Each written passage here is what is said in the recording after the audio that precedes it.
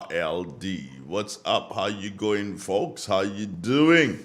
My name is Andre. Now, of course, the opportunity has been given to me once more so as to ensure that you get off to another great day, another wonderful day in this the land that the Lord thy God has given ye. To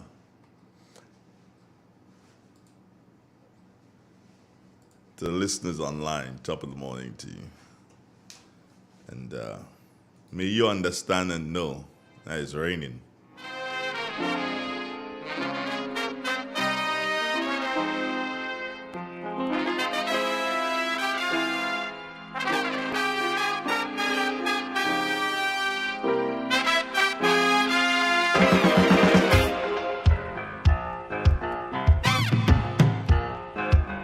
Where you go? Where you walk? What you say? When you talk? Where you go? Where you go? What you say? When you talk?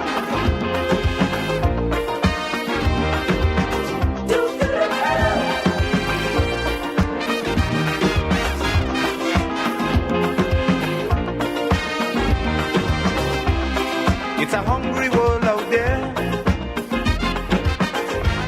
with everybody scrambling to get a share. Wolves in sheep clothing, birds of prey waiting to swoop down on you, and there's no telling what they'll do. You gotta be careful. You gotta be careful.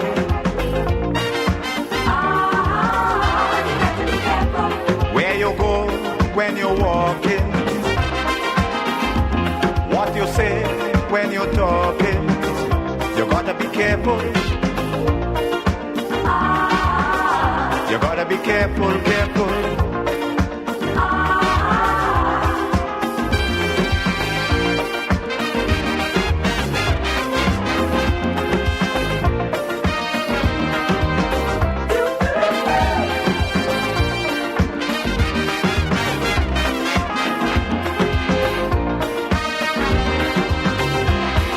We have to prepare to meet the challenges of life without fear. Greed and jealousy, hatred and envy.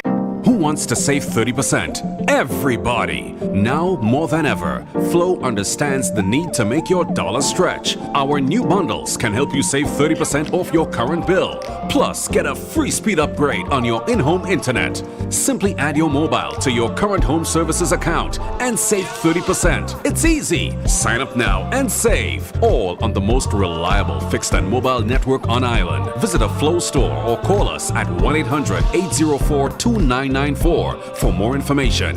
Flow, it only gets better. Terms and conditions apply. Ozone really gets it clean. Get with the Ozone family line of products. Ozone liquid laundry detergent. Perfect for your semi or fully automatic washing machines. Yet suitable for your hand wash. Soft on your hands. Ozone disinfectant cleaner. It's the most powerful disinfectant and cleaner with a long-lasting fresh scent.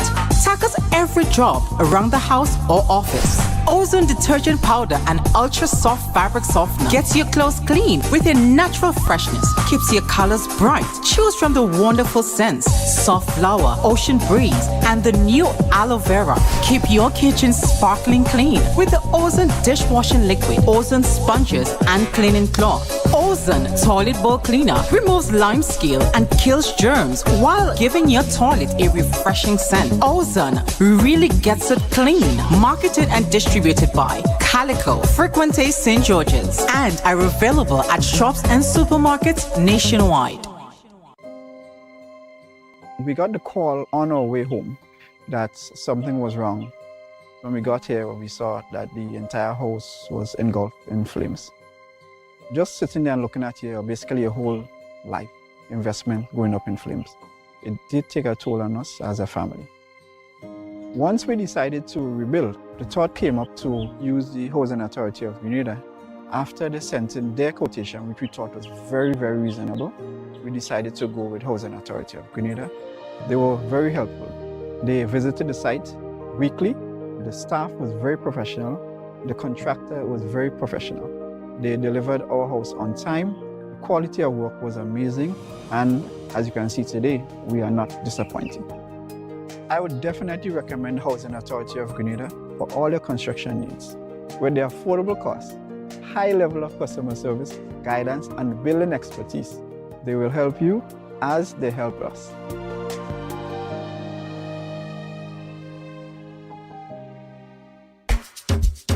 Central Point. Yes, Central Point it is. We are the convenience store located at the center of Plains in St. Patrick. It is the place to get it all your needs.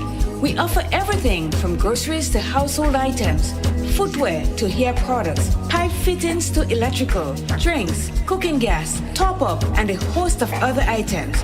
So check us first before you check others, because we are the center of everything. So that means you'll be able to find anything. Come shop at Central Point and enjoy the atmosphere, which will have you returning. Oh, and I almost forgot, you can relax under the cashew tree and enjoy a drink while watching the world speed by. Central Point, at the center of it all. Call Silverly or Wabande at 456-0550, 458-9745, or 442-9307. Central Point. RENDEC Community Partnership Initiative, supporting education. To date, we have given 25 libraries away, and we are building the 26th in partnership with the Grenlec Community Partnership Initiative in Carriacou at Dover. It is the second grant that we would have got from Grenlec. We were able to build a 625 square foot library in Dover, and now we are so very grateful. RENDEC, energizing our community. There comes a time in every household when a loved one passes on, and we all need the support and guidance of a trusted friend. Lacroix Brothers Funeral Home has been your dedicated friend. And now, for your convenience and added financial ease, we introduce specially designed complete funeral packages from as low as $5,500. Same professional quality services, but now greater choices at the lowest possible prices. As you prepare to enter your loved one into eternal rest, visit Lacroix Brothers Funeral Home and select a package that brings added comfort to the entire family. Conditions apply. Serving you from locations in St. George's, Grenville, and Carriacou. Call us at 440-2302 any time of day. Lacroix Brothers Funeral Home, continuing a tradition of excellence.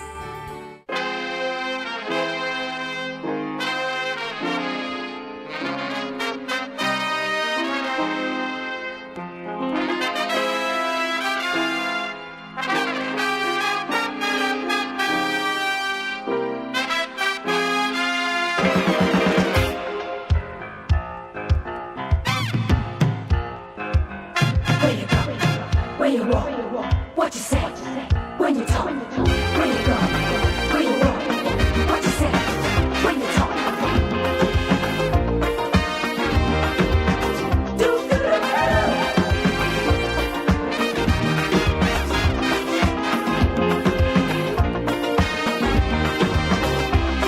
It's a hungry world out there, with everybody scrambling to get a share. Wolves in sheep clothing, birds of prey waiting to swoop down on you, and there's no telling what. Clatang, clatang, clatang, clatang, clatang, tang, tang, tang, tang. I think we have drumsticks online. Good morning, drums. Hello, good morning. How are you doing, my dear? I'm good. Talk to me, love. Good morning to you. Good morning to the nation. I read from the word of God, Psalm 23. The Lord is my shepherd, I shall not want. He maketh me to lie down in green pastures. He leadeth me beside the still waters. He restoreth my soul. He leadeth me in the path of righteousness for his name's sake. Yea, though I walk through the valley of the shadow of death, I shall fear no evil. For thou art with me, thy rod and thy staff, they comfort me. Thou preparest a table before me in the presence of my enemies. Thou anointest my head with oil, and my cup runneth over. Surely goodness and mercy shall follow me all the days of my life, and I will dwell in the house of the Lord forever. Amen. And amen. What's up? I'm there. Okay, good. Holding on. And holding on. Yep. That's good to hear. I did too. I'm holding on. Yes, just hold on, Can't let go. Olive, I look for you Sunday. I look for you, girl. I look for you. I look for you. I look for you. I look for you. I look for you all about it. I don't see you. That is that. I say, well, I giving us one more chance. That is it. Never again. That's it. That's it. I was looking for you too. You know where I go be, so I don't understand you. Or you could be looking for me and you know where I gonna be. Yes, but I didn't see you where I know you should be. I was behind backstage as usual. I say, what boy? That is it. That is the end of Solomon Grand you. Now what? Nah, man. Anyway, so you're good? Yeah. All right then. Well, have a good one. Take care. Good. Bye bye. Keaton of the Calls. What's up with you, man? I did. Watching. Yeah. Yeah, watching. We have a just to let folks know that we have a camera problem this one. So I don't have any camera today. The guy with the camera is that guy you see there. That guy.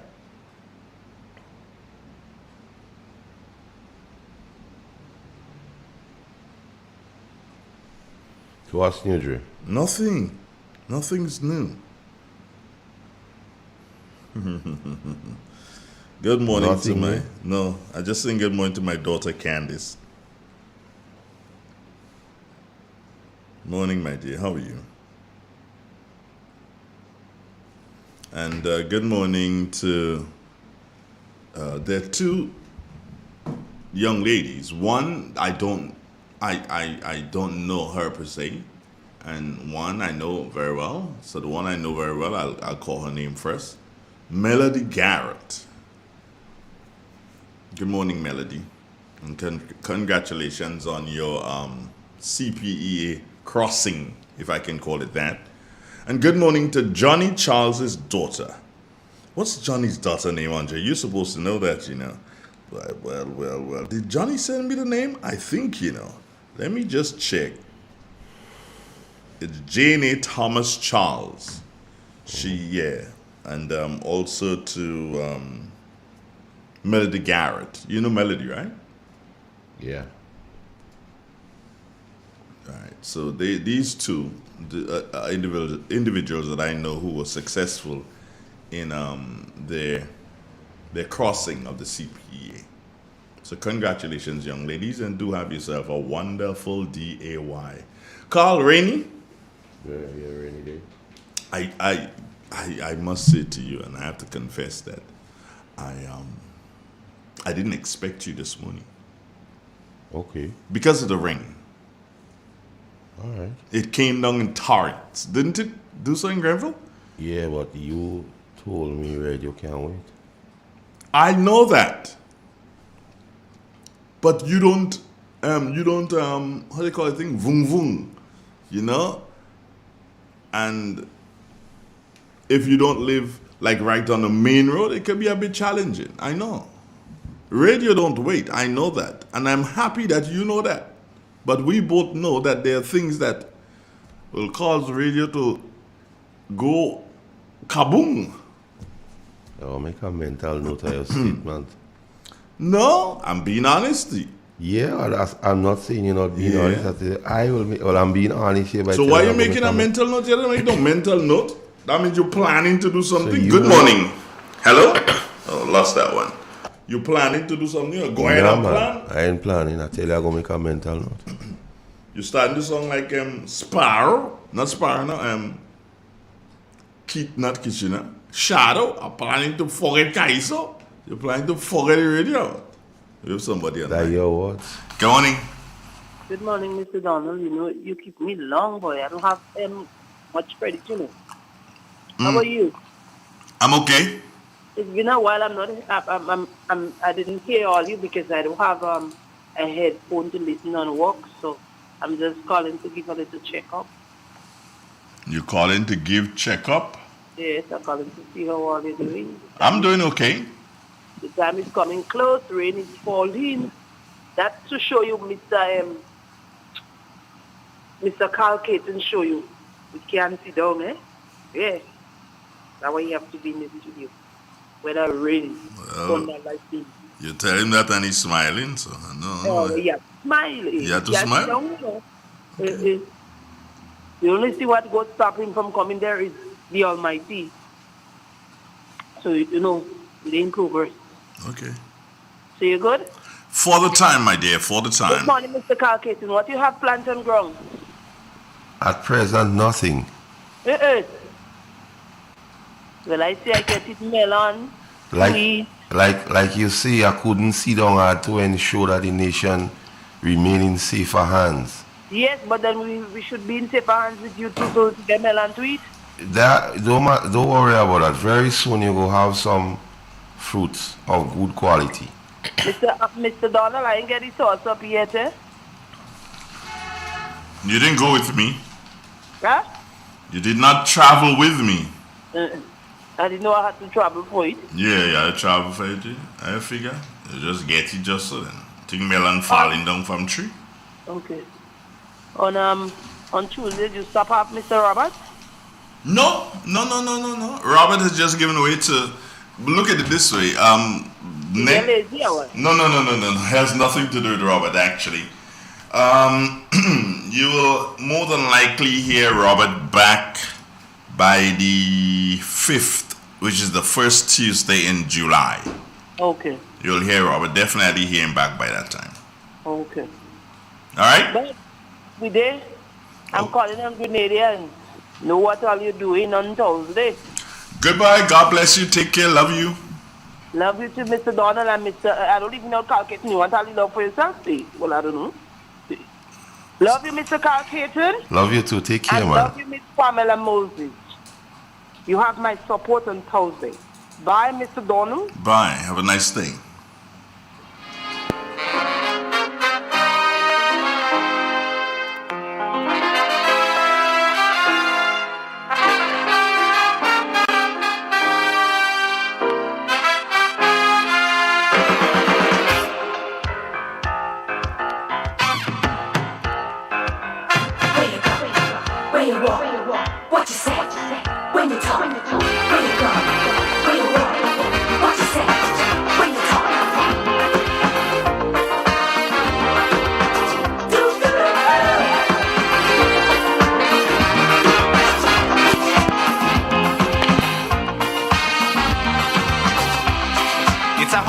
Continuing to roll along in the morning time.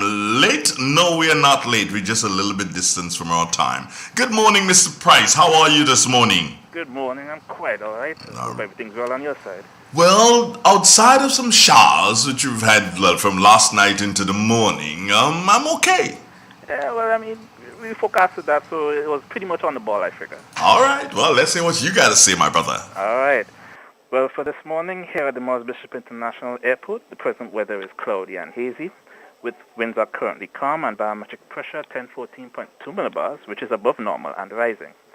The present temperature is 24.8 degrees Celsius and relative humidity 89%. The maximum temperature yesterday was 31.1 degrees Celsius and the minimum last night 23.7 degrees Celsius. Over the past 24 hours, 19.3 millimeters of rainfall was recorded, which brings the total for the month to 84.6 millimeters. Now for the public forecast for Grenada, Carriacou, and Petit Martinique, valid for today and tonight. The weather is expected to be cloudy and hazy with light and moderate showers and the possible isolated thunder, improving as the day progresses. In addition, there is a warning for a low chance of flooding and landslide in areas so prone. Today's maximum will be 30 degrees Celsius and winds east-northeasterly to east-southeasterly at 14 to 24 miles per hour. The seas will be moderate with waves 4 to 6 feet in open waters. High tide will be at 8 a.m. and low tide at 2:30 p.m. Sunset will be at 6:34 and sunrise at 5:45. Just to repeat the public forecast for Grenada, Carriacou, and Petit Martinique, valid for today and tonight. The weather is expected to be cloudy and hazy with light to moderate showers and the possible isolated thunder, improving as the day progresses.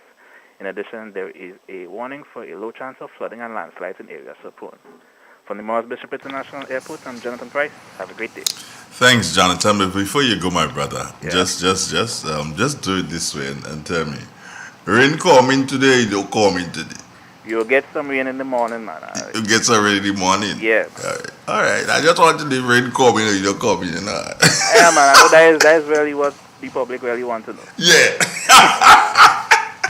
Take care, my brother. How's daddy? How's daddy doing? Yeah, man. He airy, man. He cool. I have not seen that gentleman in almost a year, you know. A year? That's a long time. Man. That's a long time, bro. But you know, the love is always there, yeah? For sure, for sure. Take care of yourself, John. Yeah, man. Okay, good. Bye-bye. All right. It's real. It's 91.9, 91.5. Carl, are you incoming or you incoming?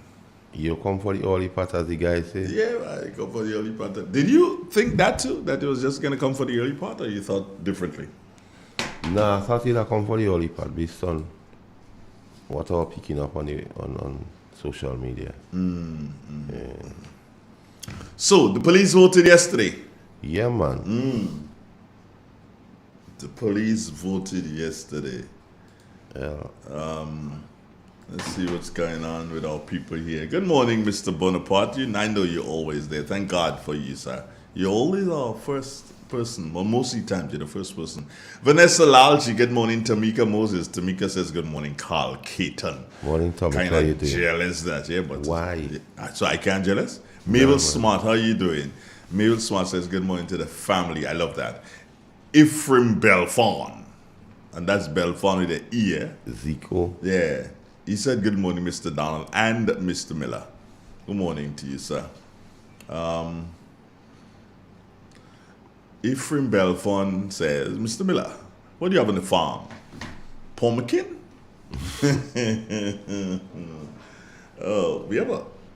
Well, it's interesting. We have a long distance call on our WhatsApp, so we'll take it. Yeah, we'll take it. We'll take it. Hold on there. We coming to you. And morning. Hello? Good morning. Good morning. How are you doing today? Zephyrin. Yes. What, you trying to see if that one is working? Yes, I'm trying to see. I'm like, okay, I got to check the lines and see if it's working.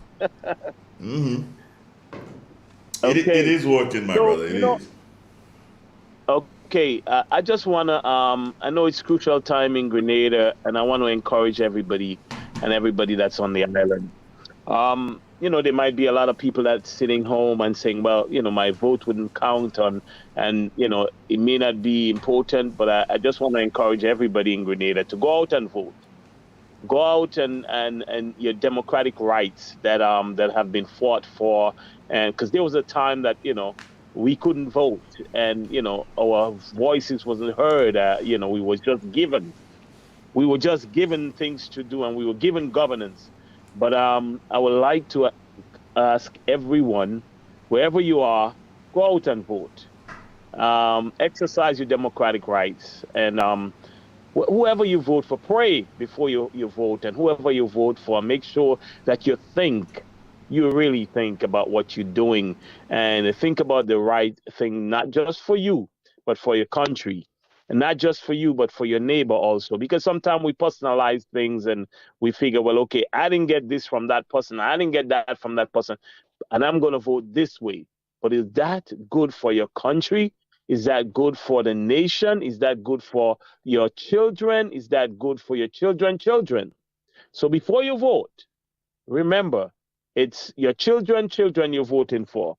You're voting for the benefits and the betterments of your country. You're voting for the nation of Grenada. You're voting for the future of Grenada. You're voting for everyone that is called Grenadian. And no matter where you are, do not forsake this today when the time comes. Okay. All right? Yeah. So I just want to encourage everyone to vote and put the X by the person that you think will do a better job. Okay. I realize you didn't. I'm not going to tell you to vote for Emmeline, you know, because I think she's a very good person that will do a great job. But I'm just saying, you know, consider that Ms. Delma will do a great job in Birchgrove. So I'm asking everyone to, you know, consider that. But if that's not what you think, hey, vote for who you think is going to do the better job. Man, I tell you something, Zeph. The politicians, they should have had you here doing some campaign in the field. I like how you put it. I ain't saying vote for Emlyn, but she gotta do a better job. You're a class. You're a class. You're a class, man. You're cut above, definitely. All right. Anyway, so that's all I wanted to call back and say. All right. So just vote for the person that you think is going to do the better job. All right? Okay, my brother. Take care of yourself now. All right. God bless. Okay, God bless you too. Okay, bye-bye. Yeah. Zephyrin McLeod. Here's the one who called in and prayed this morning. Okay. Yeah, and go ahead. You spoke of the special vote yesterday for the police. The police, yeah, the poll. Based on my interaction and exit poll numbers, it seems like the ruling administration could get as much as 70% of the police vote. Hold that thought. Let's take this call. I'm going to come to you with a question on that one. Good morning, Ann Rodney. Good morning. Good morning, Mr. Donald. How are you doing, Ann Rodney Jack B? And you come already? Over there. What? Yes, and you have something from him. So I want to mention something that I heard Sunday night. After our rally, I went back to the NDC rally and listened. And I want you to tell me if this is legal. The leader was saying to the people, go early and vote and go back, hold the line for others. Is that illegal or is it legal? Well, based on what the laws say, once you have voted, you're supposed to depart the 100-yard premise. You cannot stay within that. Section 86(1). Well, Carl just said During Section the 86(1). hours Yeah? when the police open up on election day, no person shall assemble or congregate within the 100 yards of any building in which is situated in any polling station. The section does not apply to electors waiting to cast your vote. So those waiting could go, but once you vote already, you don't have no business there. And the police know that. So what he advising people is illegal. Okay. That's what I want. And he know that. But what they want to do is to create chaos to say the election not fair. So NNP people should understand. And they go try to fool up the line in them kind of thing to frustrate people, to make people vex and go. That is an orchestrated plan, but it is not legal. Because that sounds to me as confusion. Well, that's what is the purpose of him telling his supporters that. Remember last election, what Glenn Noel said? Get some raucous fellas and bring them around to cause trouble. But this one now say it more nice. He don't say it as rough as Glenn Noel. Okay. And people who know and claim to be champion of the Constitution and laws in Grenada sit down and clapping when he's saying that. He advising them to do something illegal, but they clapping. And this is the set of people that were asking you to give them the country to run. So another thing I heard in Carriacou, they still call people dunce and like NNP people dunce and like handouts. But we're going to show them how dunce we are on Thursday. Let me just tell you that. Check any political discussion with NNP people and with NDC people. NNP people will tell you the issues that concern them. NDC people cursing you bad word and calling your names. So that tells you, if you check on that narrative, you know who bright and who don't. I ain't calling it. Mr. Donald. I'm listening to you, love. I have 7 votes in my yard. All that? Yes. Well, yes. Use the electoral office? But by the way, I have grandchildren come of age. Okay. I hear you, girl. But by the way, up until Sunday, somebody said they didn't see you yet, you know. They say they don't see you and Jack B and they wonder what's going on. No. I'm up here. Jack Bay is down there. Okay. I'm up here. Jack Bay home. So how come you ain't come? I'll be coming for carnival. You know what? I had an error in my passport. Okay. So I have to get that fixed. All right. All right. But I ain't see Jack Bay. I ain't see Jack Bay yet, you know. Well, you know where Jack Bay is. You gotta go and look. You have to look for him. It looks like that. It look like I got to do something, make that trip. Yes, because he have a few things to do. I think you have to go. That's why I text you and tell you to go. I'll give you his number and everything. Don't worry, man. I can find him. All right. All right. Take care, my dear. Carl, she's saying bye to you. Yes. Take care now. All right. All right. Bye bye. Yeah, later. All right. Carl, someone just said it wasn't Glenn that said that. It was a Jamaican advisor, Victor. Yeah, but Glenn was saying all the note all the time. Glenn was speaking yeah. Did he speak those words or did he type those words? No, he didn't speak those words, but from him, well, he's a Jamaican who advised them so to do. Right. So. But he was paraphrasing. We just taking it back from Glenn. Glenn, that wasn't you ain't so smart to say that, Glenn. You ain't so smart to say that thing. All right. Yeah, Andrew, I was saying based on the exit poll numbers. Mm-hmm. Yeah, let's go back to that exit poll numbers. That is something that folks will be hearing quite a lot between today and Thursday. Yeah. Exit poll. What is? Well, exit poll is when you have conversation with people who have already voted. Mm-hmm.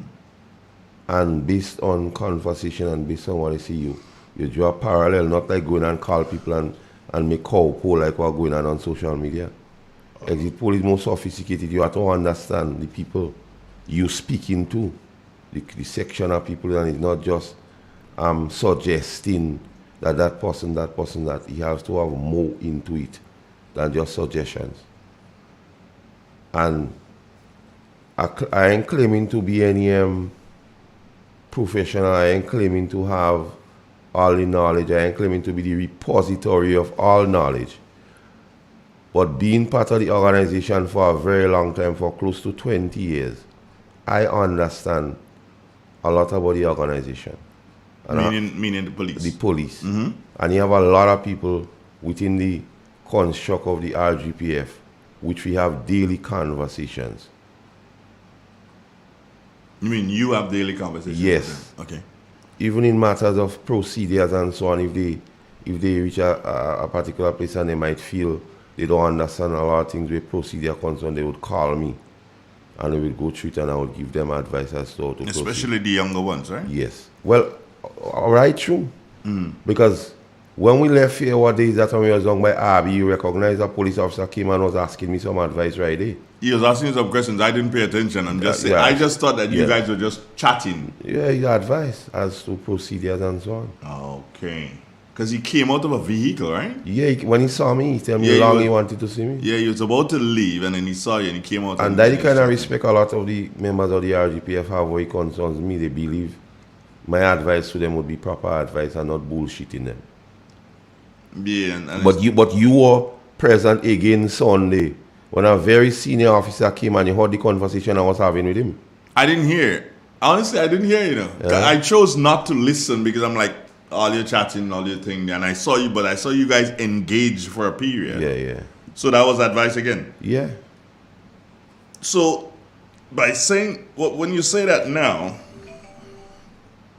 let me just let this person know that I'm on air. If you want, you can send me a message. You definitely can't get to talk to me now. So send me a message and I can respond, okay? Have a nice day. Take care of yourself and God bless you. Morning, Ann.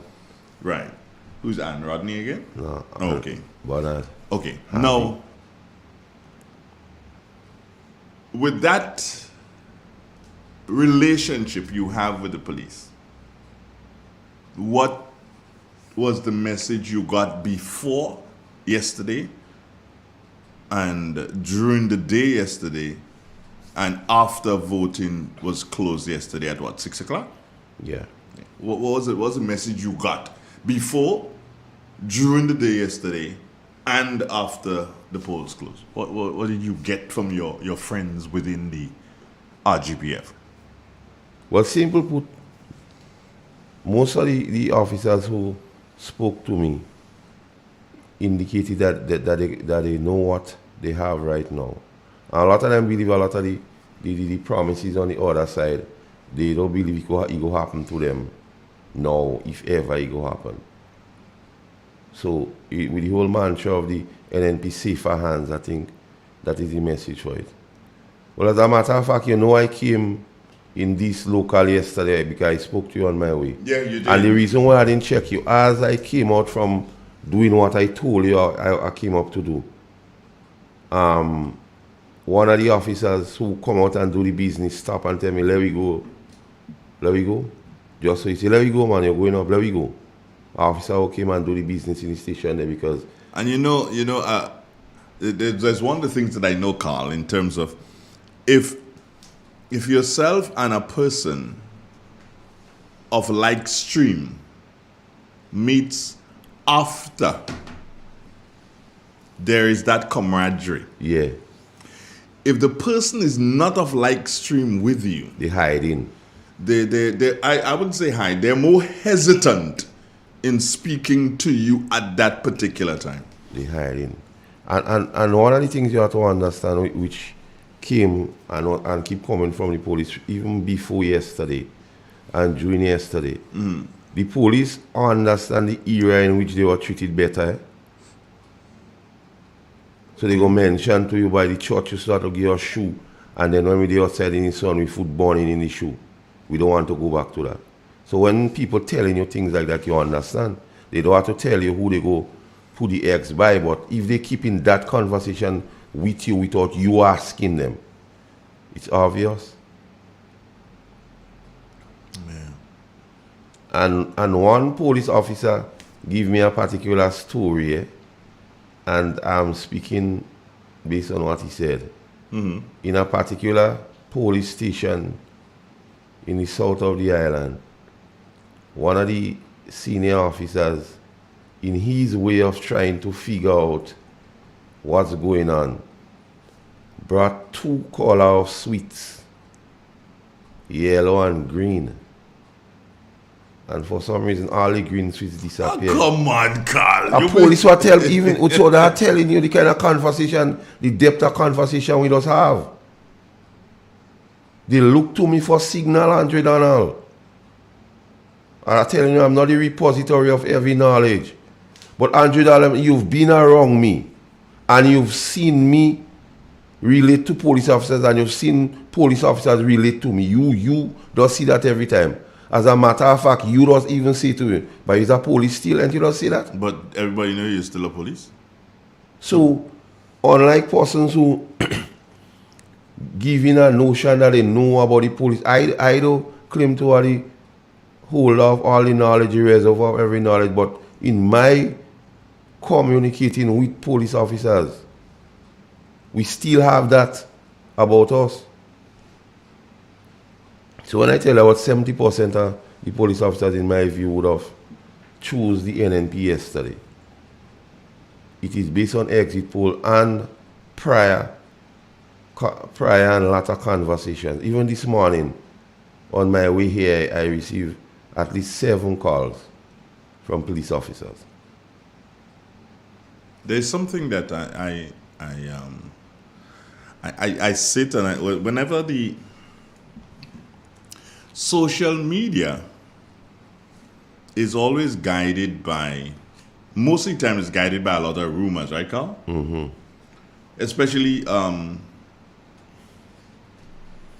Especially Facebook. Yeah. And if the NDC, if they were confident that the police would have voted in their direction based on their behavior, unless their behavior has been able to change within 12 hours, based on their normal behavior, Carl, you'd have seen that message emanating from Facebook, correct? Yeah. Have you seen it? No. And they have already, through ex-senior officers, start this same nonsense about calling persons and tell them what position they go place them at. Because the particular person who they spoke to me. I tell him, I say, boy, I understand your whole thing, eh?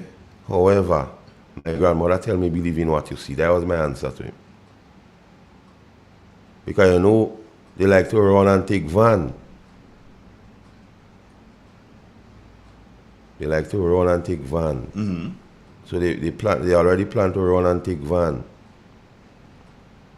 That don't make any sense. It don't make any sense, but they had a plan.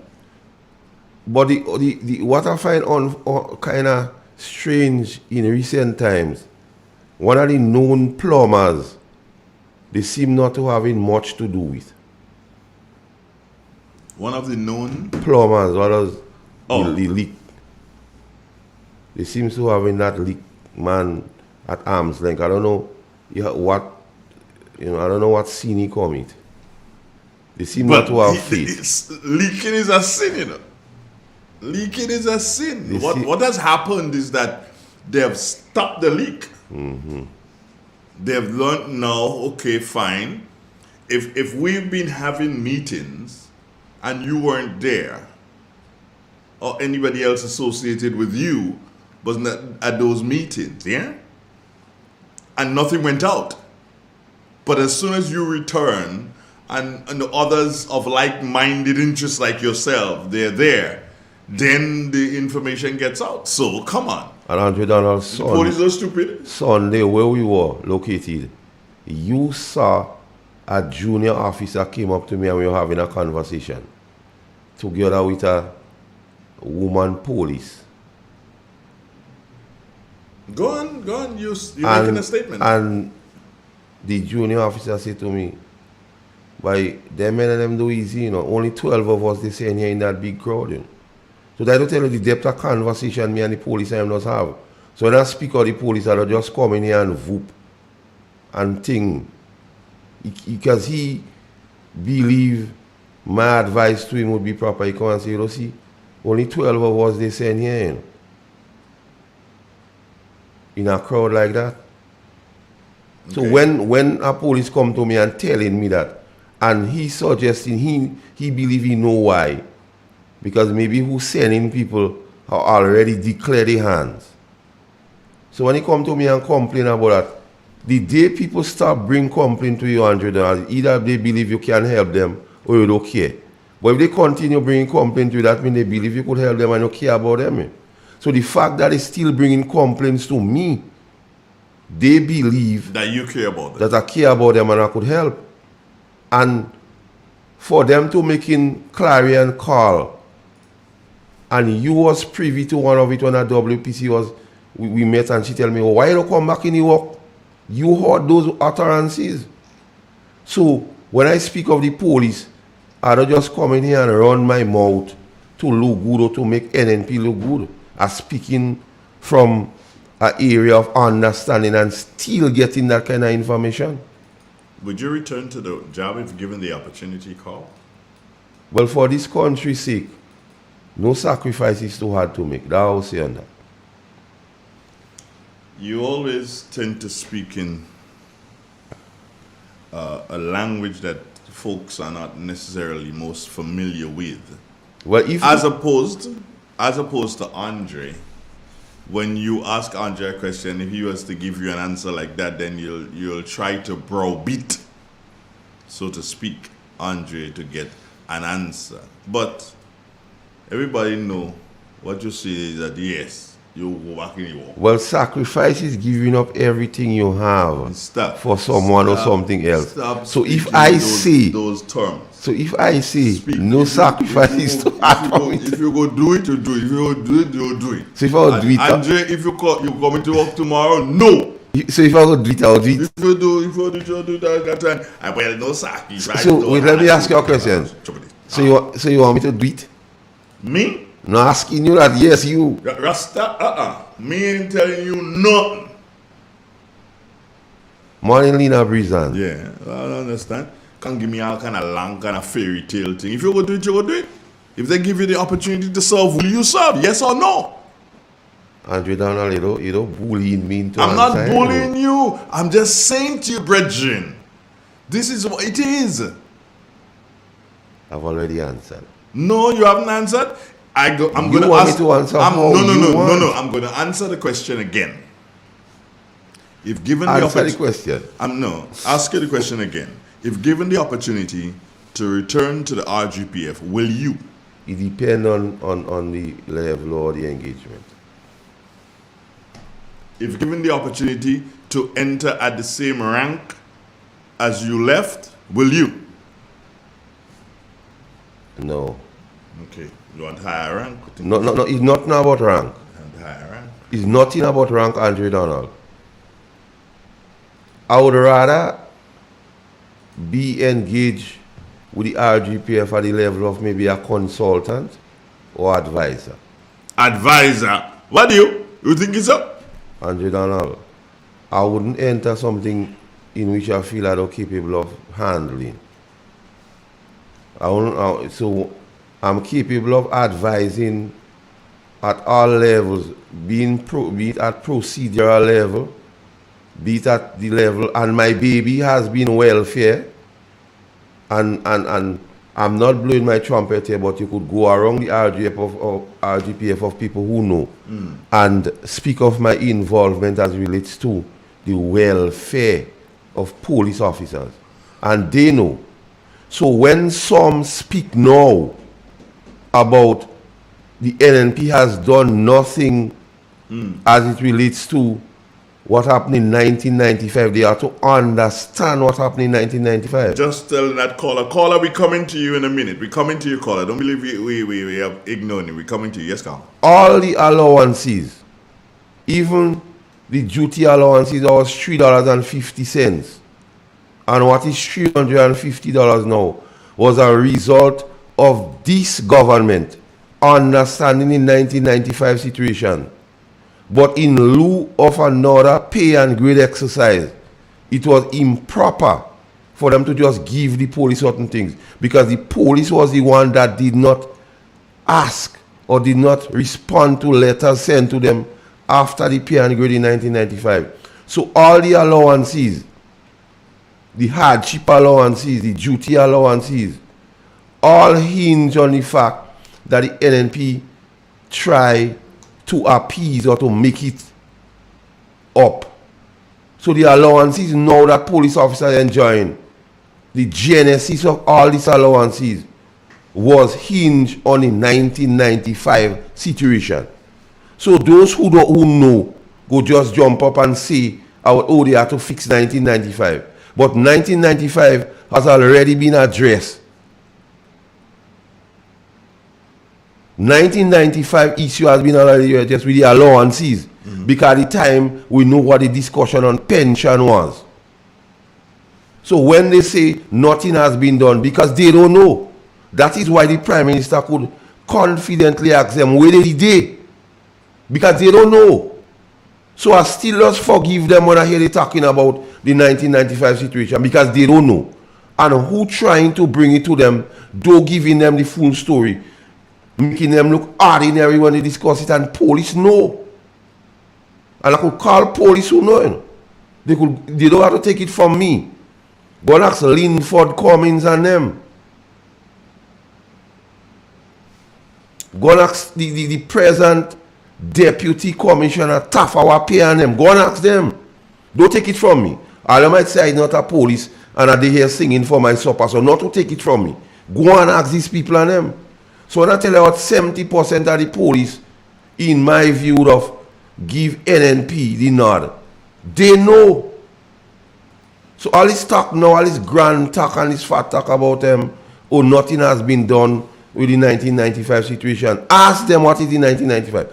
Ask them to explain to you what happened in 1995. And after they explain to you, ask them what communique was sent to this government as it relates to that, and what was the response. And if they don't believe me in regards to that,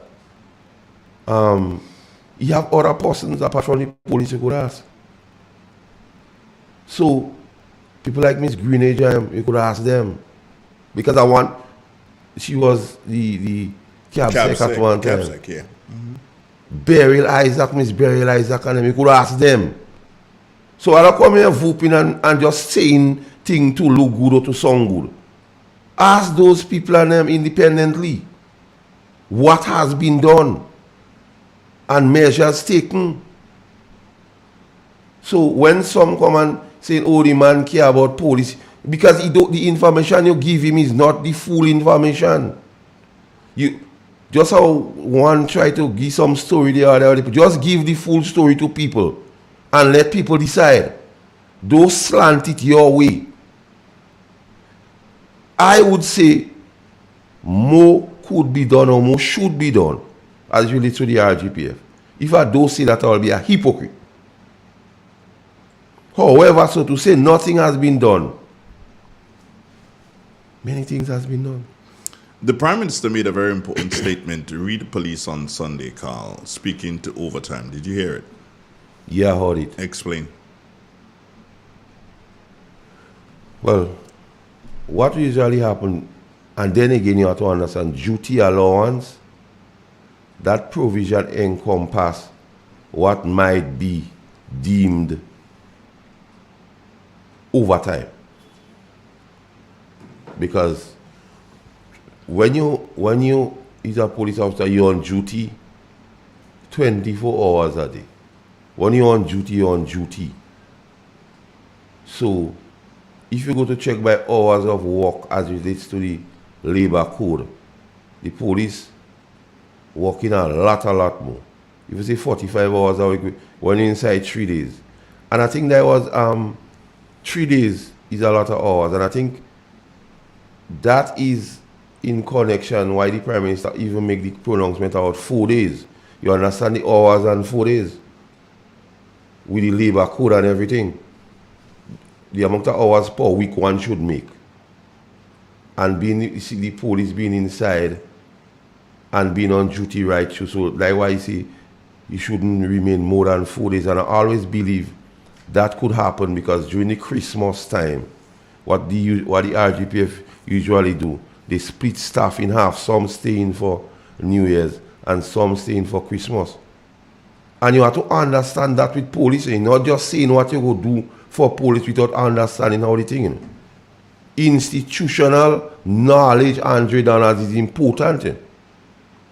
So when I come here and I say I don't believe the cabal, the group, the Congress is ready to govern, and when I make my pronouncement and based on what Bernard Code said, inexperience and arrogance mash up the revolution.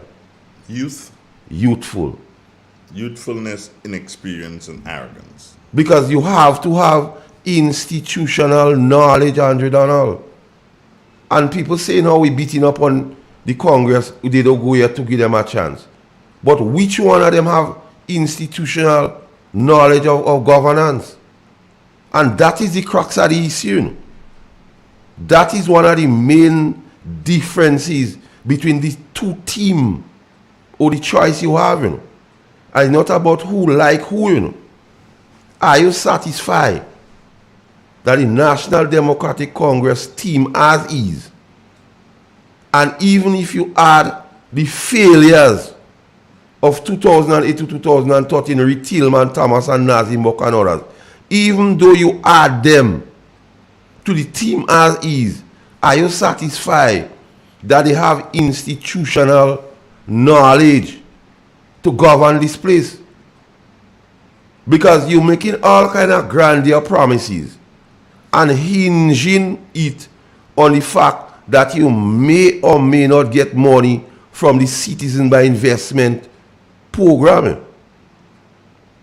That is the whole crux of the matter. That's why all these 500 houses for parish and swimming pool for parish and everybody getting permanent, and we go do that and we go do that and we go trap seaweed in the ocean, is hinged on the fact that they may or may not receive money from the CBI program, Andre Donald. How could you, as a responsible organization, as you saying the best thing since sliced bread, As you saying, you have all answers, all plaster for any soul. And let me stick up in here, my grandmother said to me, anytime somebody coming and they pretending they know everything, afraid that person.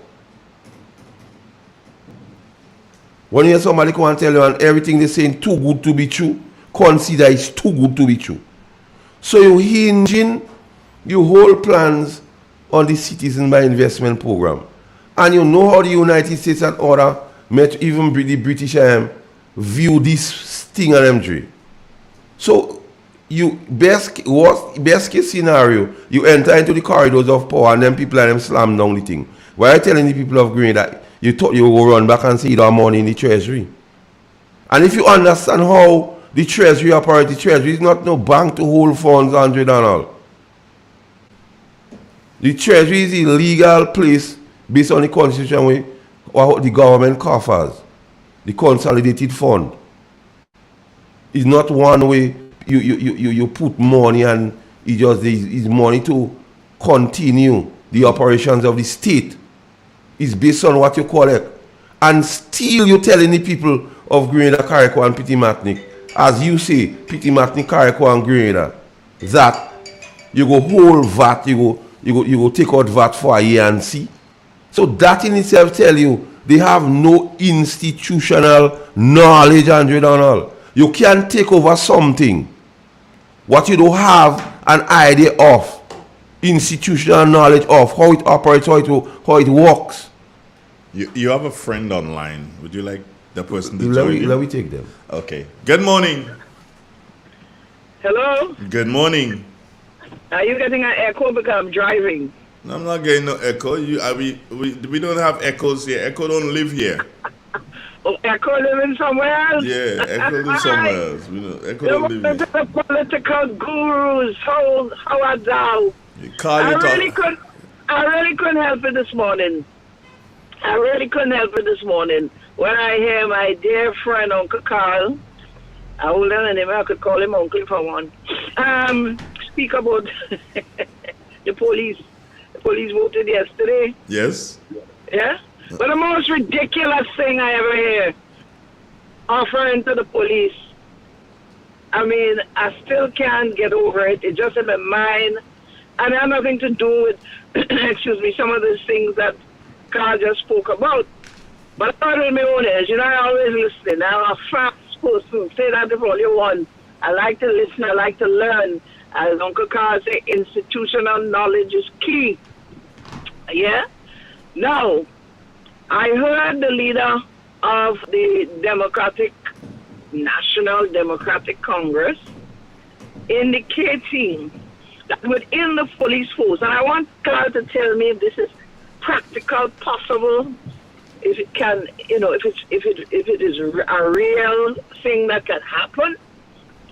But he said, well, first of all, he talked about the changing of the police force to the police service because he didn't like the word force. I don't think he understands the context as to which the force is used. Force in that sense refer to a group of police to take care of the security and the well-being of the nation, protect and serve. But anyway, he talking about another force to force people to do things, which is a different context completely for that word or meaning. But the classic was, he indicated that in the police force, they should have doctors, nurses, carpenters, plumbers, and I'm sitting and I'm saying, what am I hearing here? What really is happening? And as you say, the answer for everything, and answers that just jump out of a hat. You know when the magician pulled the rabbit out of the hat? David Copperfield. How could you have a doctor? We are not armed forces like the United States where they have the Corps engineers and the medics and the doctors and so on, and they go to war and they need these. We don't have that. We have a police force. Yeah? We don't have a military army here anymore to even consider that. No? So why would we want to have doctors and nurses and plumbers and And these people within the police force, there are other places for them to be fitted into. Could you imagine you become a doctor, or you're a police and you become a doctor and you remain in the force? Now, what happening to the salary ranges inside it? So the commissioner should be a doctor? Not only that, and that would affect rank. So you go put the police force in a situation now. If you become a doctor and you're in the force, what rank would you operate at? But what are you doing with a doctor within the police force? We 110,000 people, 133 whatever square miles. Doctors are available. The Ministry of Health hires doctors. And imagine if something happened, they are available to the police. And Shoma, that is going right back to institutional knowledge, because a doctor, and they're still talking about 1995 and things. That will tell you how they don't understand it, eh? Because a doctor salary is in a particular range. You understand what I'm saying? Of course, we understand so that is what institutional knowledge. I don't know why some people think that we, the people of Grenada, are dumb, foolish people, dunce people, and we can't see through these things. The answers coming out are so irrelevant. It makes you cringe. It makes you worried. So irrelevant. You know, if you want to talk, them talking with your friends. But Shoma, and what is instructive here? What is instructive here, Shoma? You talk about carpenter and plumbers, and think there is a artisan squad within the RGPF. Yeah, that is there. Well, thank you very much. In so much as, let me give you a practical example. In so much as, when the present Deputy Commissioner of Police, Mr. Pierre, went into a particular office, and based on the looks of the office, the artisan squad was brought in to give it a facelift. And they was all about on social media saying $40-something thousand spent to fix it. Because they don't know. Where did they? That what I keep telling you, institutional knowledge. And that is, any one of them who come and think. Any Saturday come and meet me downstairs with FM and tell me how much institutional knowledge you have about what's going on. But I also want to say this to you, Carl. I spoke to a few police officers sometime last week.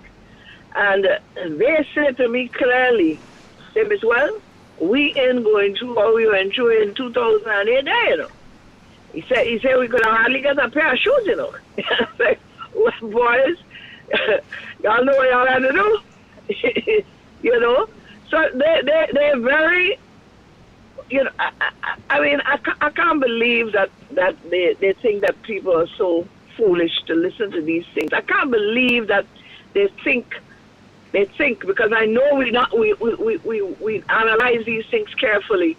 We are very astute politically. We are probably the most informed political people in the region. So that kind of naivety and stupidness does not fool us anymore. And they need to know that. And Shoma, listen one thing here. They keep saying about St. Lucia because of the last election in St. Lucia. But let me break it down, Shoma. The government was losing St. Lucia was a government just like how the cabal promising now, you know. And the people of St. Lucia realize they didn't ready yet, so they bring back the tried and tested set of people in governance now, you know. Like how the NNP is. If they don't have that knowledge, something wrong with them. The past Prime Minister of St. Lucia was into a hotel and that kind of thing. He never really had no political experience and so on and so forth. You know, but that's a problem. You see, I say, Grenada, listen up. This is not about change. This is about chance. It has nothing to do with change. Yeah? It has to do with chance. We are asking to take a chance once again. And we cannot take a chance. This is not lotto. This is not going out there and buying a lotto ticket and spending even as much as $20. Because you can lose that $20. But you cannot take the chance to lose your country. And they're asking you to take a chance. I'm not taking no chance. And I know you're not taking no chance either. So you know what to do come Thursday. Wake up early, go to the polls, wake up before bird wife wake up. Bird wife does wake up to make tea for bird. Wake up before bird wife wake up. Go to the polls and put that X next to the house. We're continuing with the progress. That is what we know. That is what has been tried, tested, and delivering, and will continue to deliver for you, and shall deliver for you going forward in the future. The future is looking very shaky with all that is happening in the world. The war is still continuing in the Ukraine. I just came out from the United States, and gas price is all up to $5, in some instances $6 a gallon. It ain't hit us yet. Oil prices ain't hit us yet. Food gone up to the sky in the United States. When your family used to spend $200 to prepare a barrel to send for you, they now have to fork out about $1,000. We need good management. We need experienced managers, and they don't have it. Stick with what you have. Don't go behind the shadow of the dog with that bone or whatever they say. Remember your future, your children's future, your family. Think about all of them. Think about what is best for your country and make that right decision. Here I go. Today is the launch of the Manifesto down here at the Trade Center. And I'm heading down there. They say we don't have a manifesto. Well, here it comes. Have a nice day, guys. Take care, yourself, Sherman. Have a wonderful one. Love y'all. I love you. Bye-bye. Okay. They say they have their own online because they don't want to waste the trees. Because the trees are the cut down to make paper. But what I want to say here, Sister Shams, they keep saying when they get in governance, they go investigate projects, they go investigate. They go investigate where the money come from to buy Grenlek. But they have to start an investigation among themselves where the money go come from all of the promising the people of Grenada. Up until 1 year ago, they did beating up on the CBI. They say Kit Mitchell selling passport and all kind of thing. A few of them is agents in the CBI now. So they hinging all Grenada economic fortunes on if the CBI. All the plans they making, they believe they go get the money from the CBI. And you telling me these people and them have substance. And you telling me they're ready. And even he speak out all what he doing for the police. But he talking about Captain and Mason and thing which the police already have artisan squad. So that means he don't know. And that is what I'm saying, Andre Donald. Institutional knowledge, if you don't have it. You can't run a business if you don't have an idea of what the business entails and how to run it. No matter what you could say. You cannot run a business properly. You cannot run the country with the team you have. Because you're talking about, and in Miss James' pronouncement in Guav, she said Tillman Thomas and go be part of the team. They failed. They couldn't make the grade. And the people of Grenada already render verdict on Tillman Thomas and Nazim Bokanem. 2 times the people of Grenada say we don't want these fellas on them. So we have no doubt, KB. No doubt that the people of Grenada don't want them. So why are you trying to bring them back in the back door? The people would not accept that. The people of Grenada cannot accept Tillman Thomas and Nazim Bokanem and make anything. And the set you have, and you're pushing for no institutional knowledge. That is why they're speaking so. Good morning again, Carl, and let's say good morning to our friend. He decided to grace us with his presence today. I guess he's doing... and anytime he graces us, we have to be grateful. He's a guy grateful. What deep, you know. With the Brezhnev hat. Morning, KB. KB, morning, how things? Good morning, Andrew. Well, I give it to you one time. Good morning. I like that topic. The dream team. Andre, not all dream you get is good dream, you know. Dream team, you calling people that fail, tested and fail. The Canadian people pass sentence on these people saying that dream team. Not all dream is good dream. You understand? So I don't understand how the Nazim Bok and Tillman Thomas is part of a dream team. Not all dream is good dream. We have a caller. I know you like callers. Good morning, caller. Hello, good morning, sir. Good morning. And good morning to your panelists. Good morning. Well, as Massacre was just speaking about Buck and Tillman Thomas, I don't bother much about them now, because we already reject that on them already. We doesn't want them in the affairs of our business. But the one I really want to shine light on is the one that Grenadians is just pretending and plainly doesn't understand. You just put it like that. A man passing, he meet a game of cricket playing by the road. The missing players. He recognize that the missing players, so he offer himself to play. But what he wants, if he get in the team to play, he want to be the captain, he want to open bat and he want to open goal. Yes, they would accept that because they suspect if the ball lose, he might just have money to run one buy a ball for them. The bad break, he may be able to buy a bat quick because they know he had a lot of loss. That is what Deacon appears to be in NDC. Because he never played cricket before.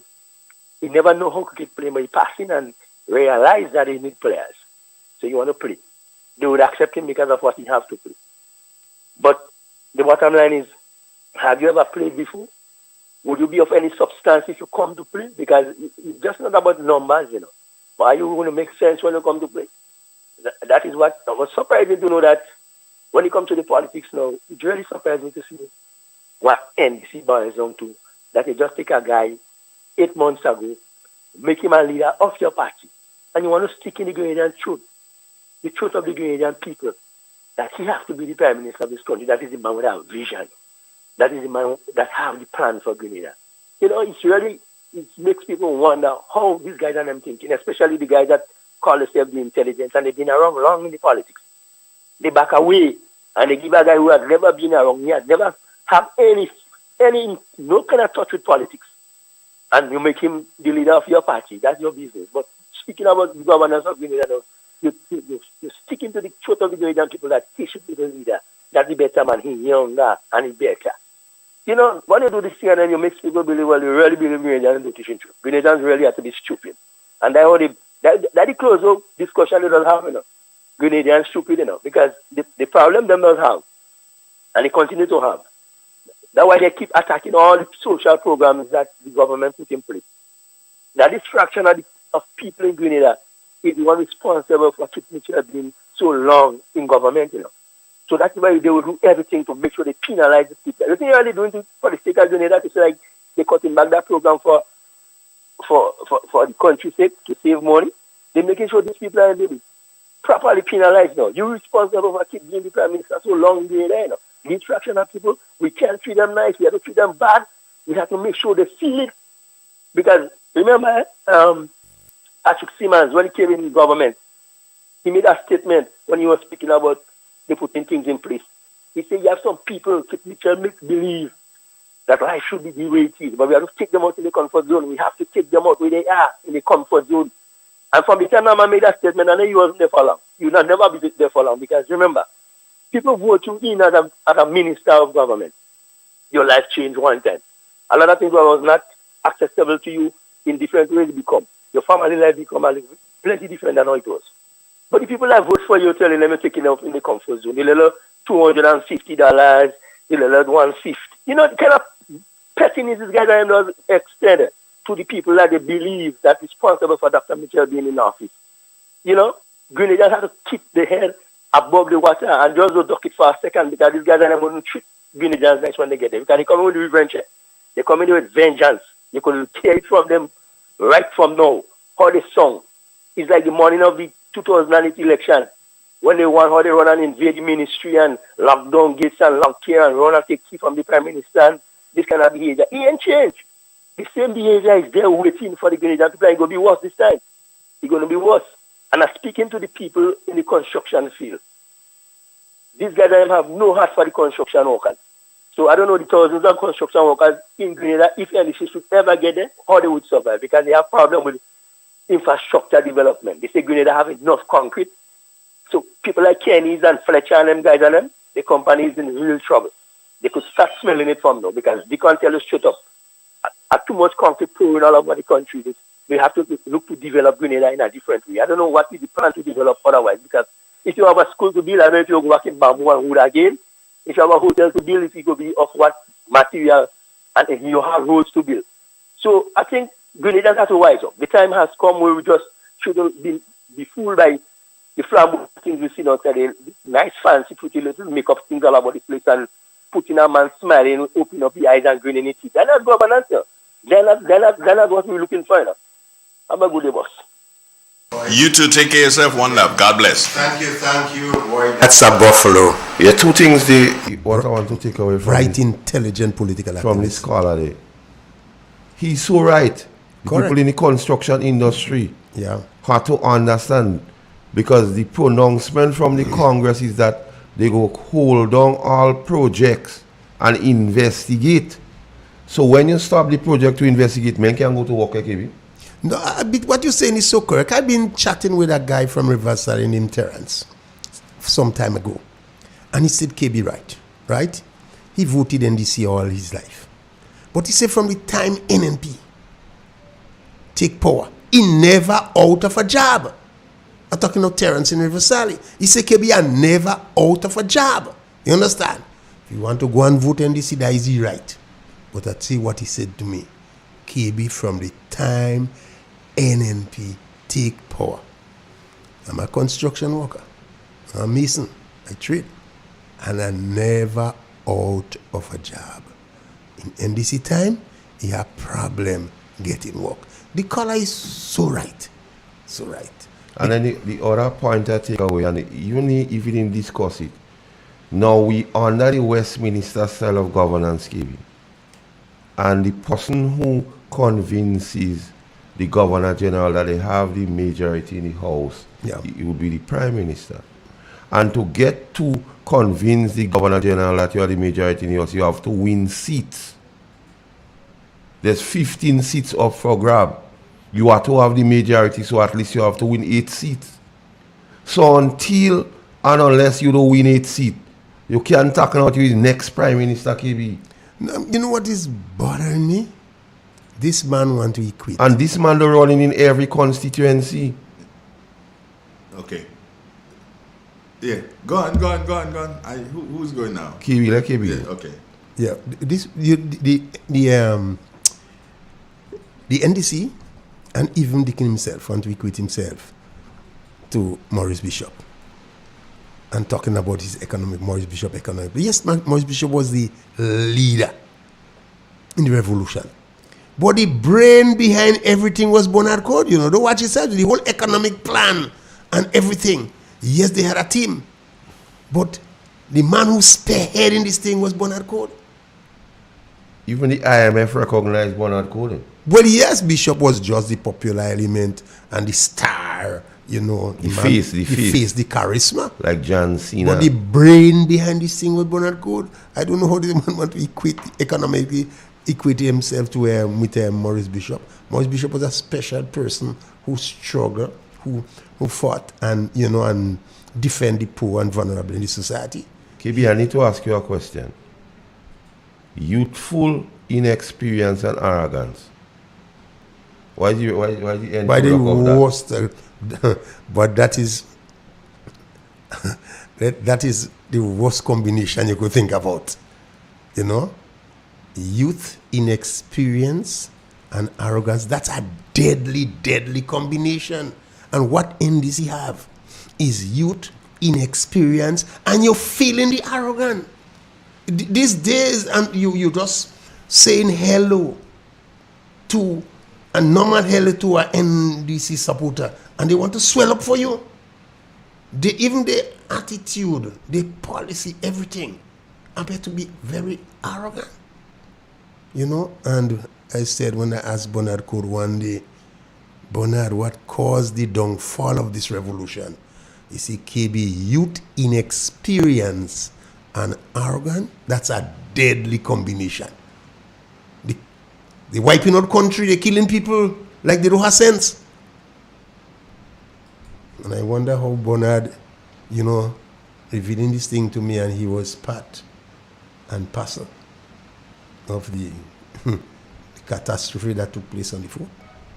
I wonder how he make that mistake. But again, when you're young and you have no experience and you're arrogant, forget it.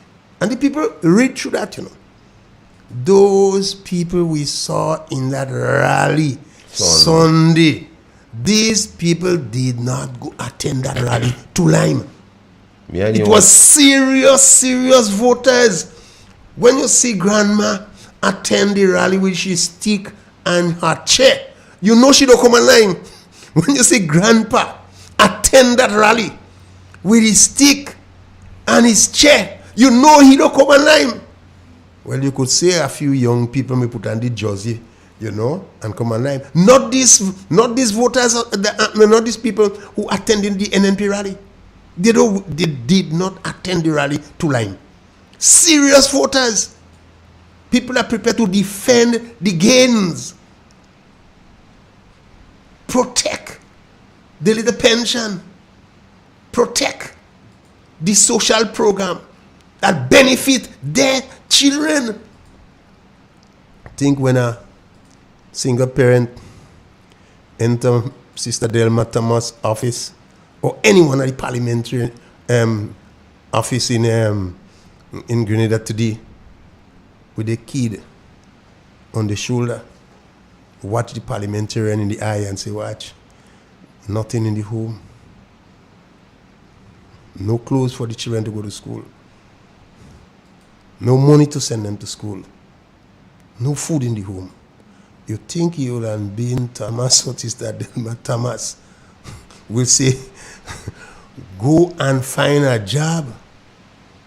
No, they'll pick up the phone and call the Prime Minister and say, Dr. Mitchell, we have a problem here now. Serious situation. See what we could do. Dr. Mitchell, who understand poverty. Delma Thomas, who understand poverty. The NNP, who understand poverty, will share the feeling of that single mother who faced that parliamentarian and watched them in the eye and said, look, there is no food in the home. And they said, look, let's see what we could do. Make sure that child get a hot meal. Make sure you provide that child with transportation allowance. Make sure this child have uniform to go to school. Make sure the single mother, temporarily, either you push them in the Imani or you get a little job in geriatric care program and help that parents. Now these people approach the parliamentarian for their need, not what they want, but what they need. And the parliamentarian respond positively. Sometimes picking up the phone and say, PM, could I get an extra gang? Could I get an extra, you understand, job in this area to help these people? And the PM go to respond. I remember talking to a woman who used to operate under the Y. And she tell me, KB, you know why I like Dr. Mitchell? I approached him one day. And he said, Dr. Mitchell, I don't come to you for money, you know. I want a job for my husband. She said, Dr. Mitchell smiled. He said, right. Go to Miss Waljan. Tell Miss Waljan I sent you. If you don't get a respond, you come back to me. Apparently, Miss Waljan was a bit hesitant. So the woman went back to Dr. Mitchell. Pick up the phone, call Miss Waljan, and show Miss Waljan provide a job for that woman's husband. She said, Dr. Mitchell, that is only how I go save my house. If my husband have a job. And she said, KB, from then on, nobody can tell me nothing about Dr. Mitchell. I don't want to hear nothing. On that note, we take a call. Good morning. Good morning to Andre Donald and Mr. KB and Mr. Police. Good morning. Very educated program this morning. I want to say good morning to all Grenadians and the children that passed. Congratulations to the young children. And the caller has called and spoke.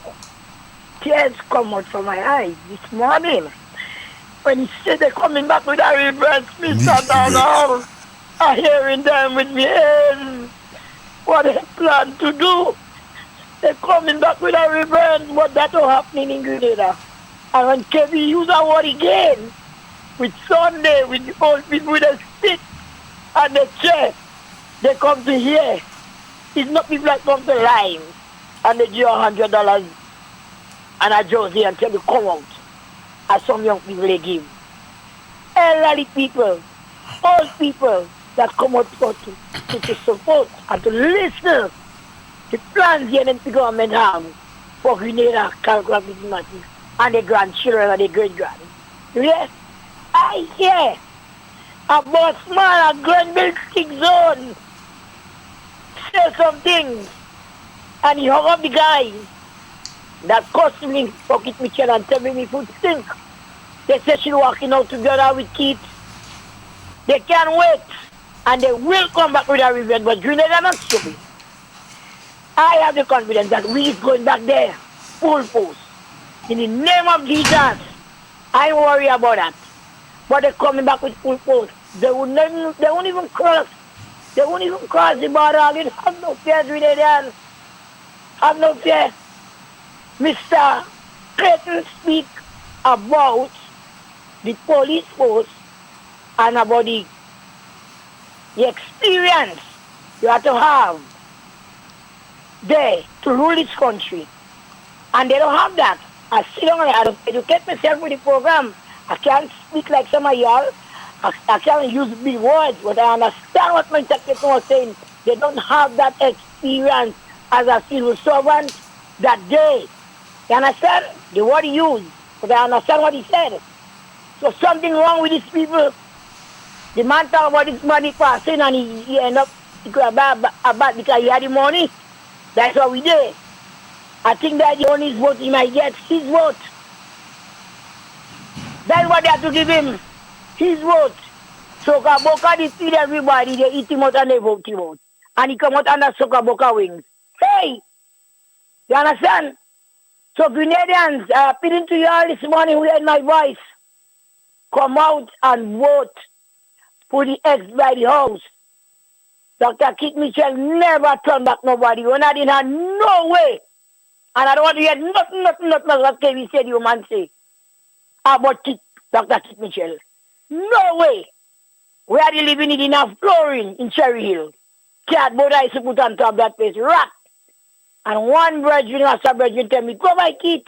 And the same day I went, he give me that lot where I have my house there. And nobody that heard me voice telling me nothing about Dr. Kit Mitchell. He's a man of love. Love conquers everything. And Grenadians love him.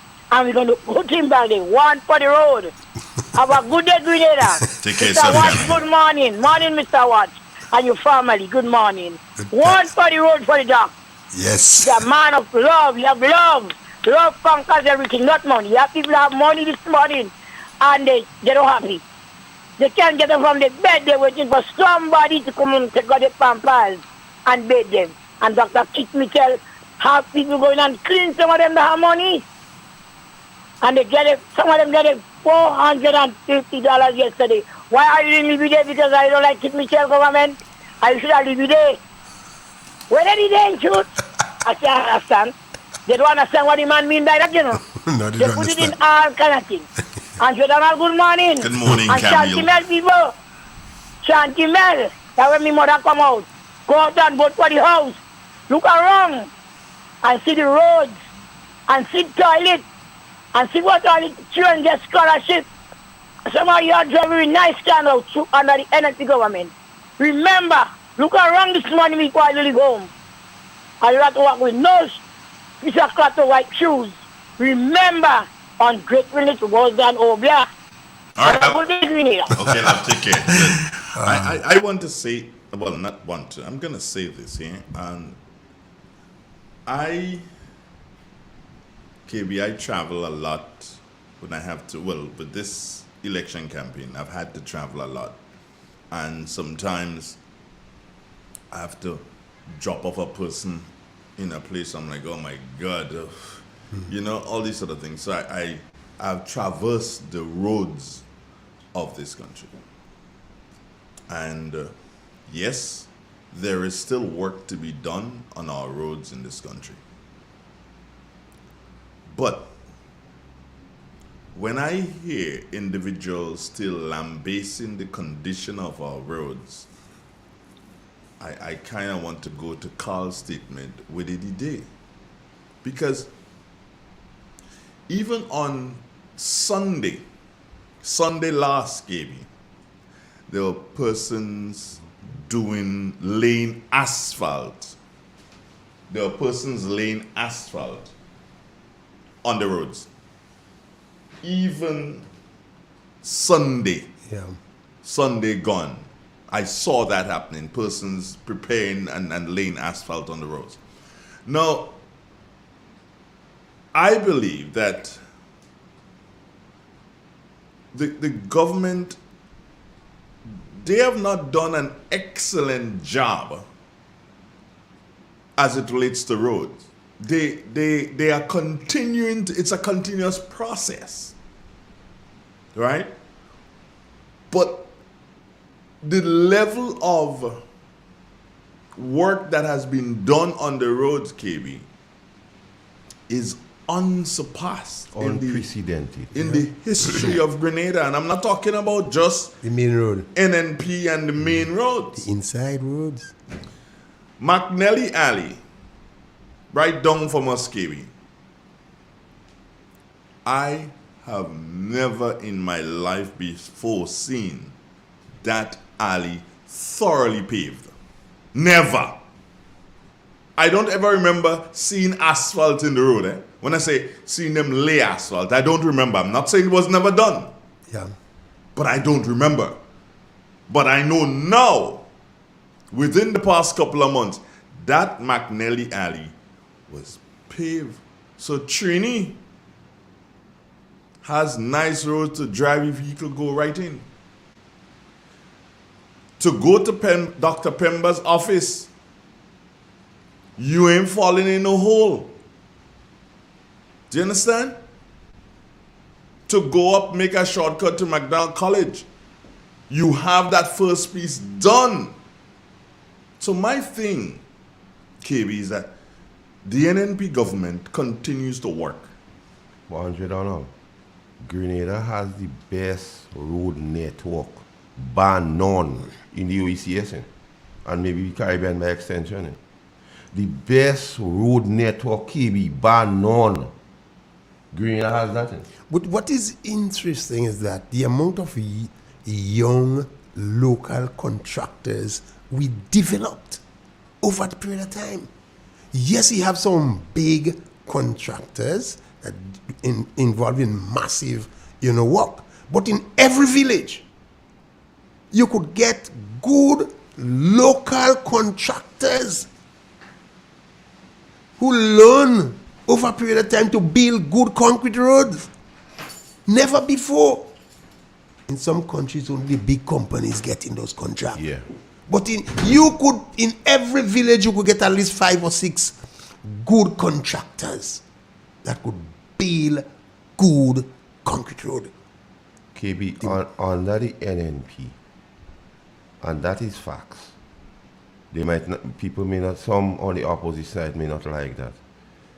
Under the NNP, we have developed one of the best telecommunication in any country in the Caribbean. Internet. That is what gives them all this freedom to talk this nonsense on social media.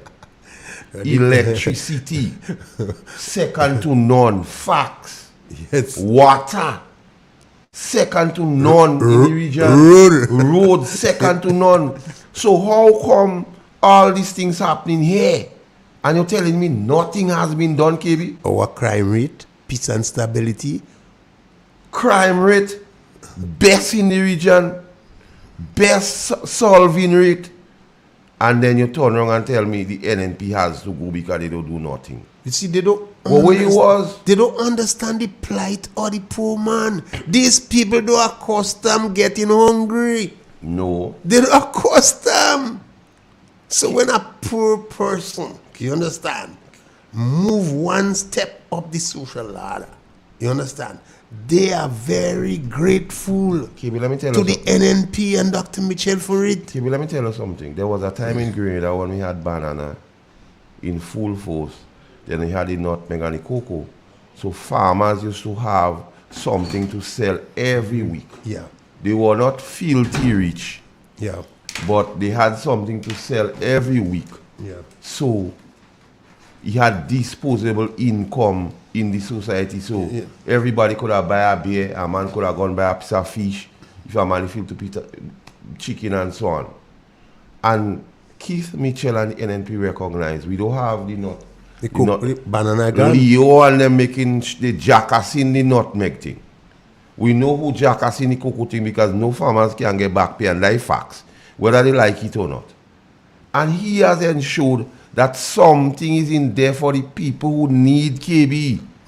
In as much as in his speech Sunday, he said the thing, what they beating up on, the debushing and thing, he talk about 24 fortnight per year. How much is 24 fortnight per year? That year. So right around the clock on 100 now. In his own words. Yeah, because we have what? We have 52 weeks in the year, correct? Yeah. So 24 fortnights. That's 48 weeks. Eh? That's 11 months. You know? So and they're talking about substance. And they're talking about substance. And they're talking about issues. No, my thing is, Carl, and it's a good thing that you brought it up. Because I don't believe that Grenadiers understood when the Prime Minister said 24 fortnights per year. A year work, so they right around the clock? Right around the clock. He only gives them 1 month holiday. Eh? But Andre Donald, the Prime Minister say 100 million 400,000. Mm-hmm. So all that is in it. So they're talking about substance. That's what is substance. And that's what is practical. Because up until 1 year ago, KB, they did beating up on the citizens by investment thing. Every time somebody with a passport thing, they say, look what Keith Mitchell do. They hold this person here with passport, giving a passport. We have a call on our WhatsApp. Let's take that call and say, good morning. How are you doing? Hello? Okay, hold on. Something seems to be a little... Okay, I think we've got it now. Good morning. Hello? Okay, what did happen there? Yeah, KB, so now you're coming with all these plans and you're hinging it on the citizen by investment Let's program. try that call again. Hello, good morning. Hello?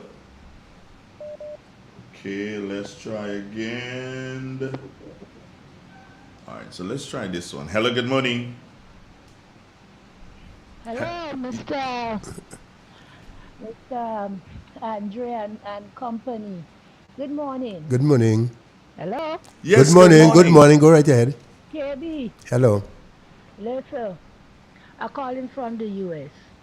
I've been listening. Give me at least 2 minutes if possible. Let's hurry it up. Yeah, go on. Let me go on. Listen. All these people, who is that man who are calling the two leaders for the Bible? And there is a known pastor saying that Dr. Keith is time, whatever. I want to know, and I'm not hearing all these people talking about Bible and God, say they get one word from God. If they are in God, at least God should have given them a word about our country and our leader. I want people to understand that the earth and the fullness thereof belongs to God. And He calls leaders. He appoints leaders. And I think, Grenadian, I'm missing the point. I am here, and I'm speaking to people, and they're saying it's time for him to go. I say, what did God say to you? Has God spoken to you? I know God has spoken to me. Let me tell you all, friends. 4 years ago, before I came back to Grenada, time runs so fast. I got a word to Dr. Mitchell and I sent it to my daughter. And when I returned home, it was the election year. And the people in my church gathered around me because they know I am NMP.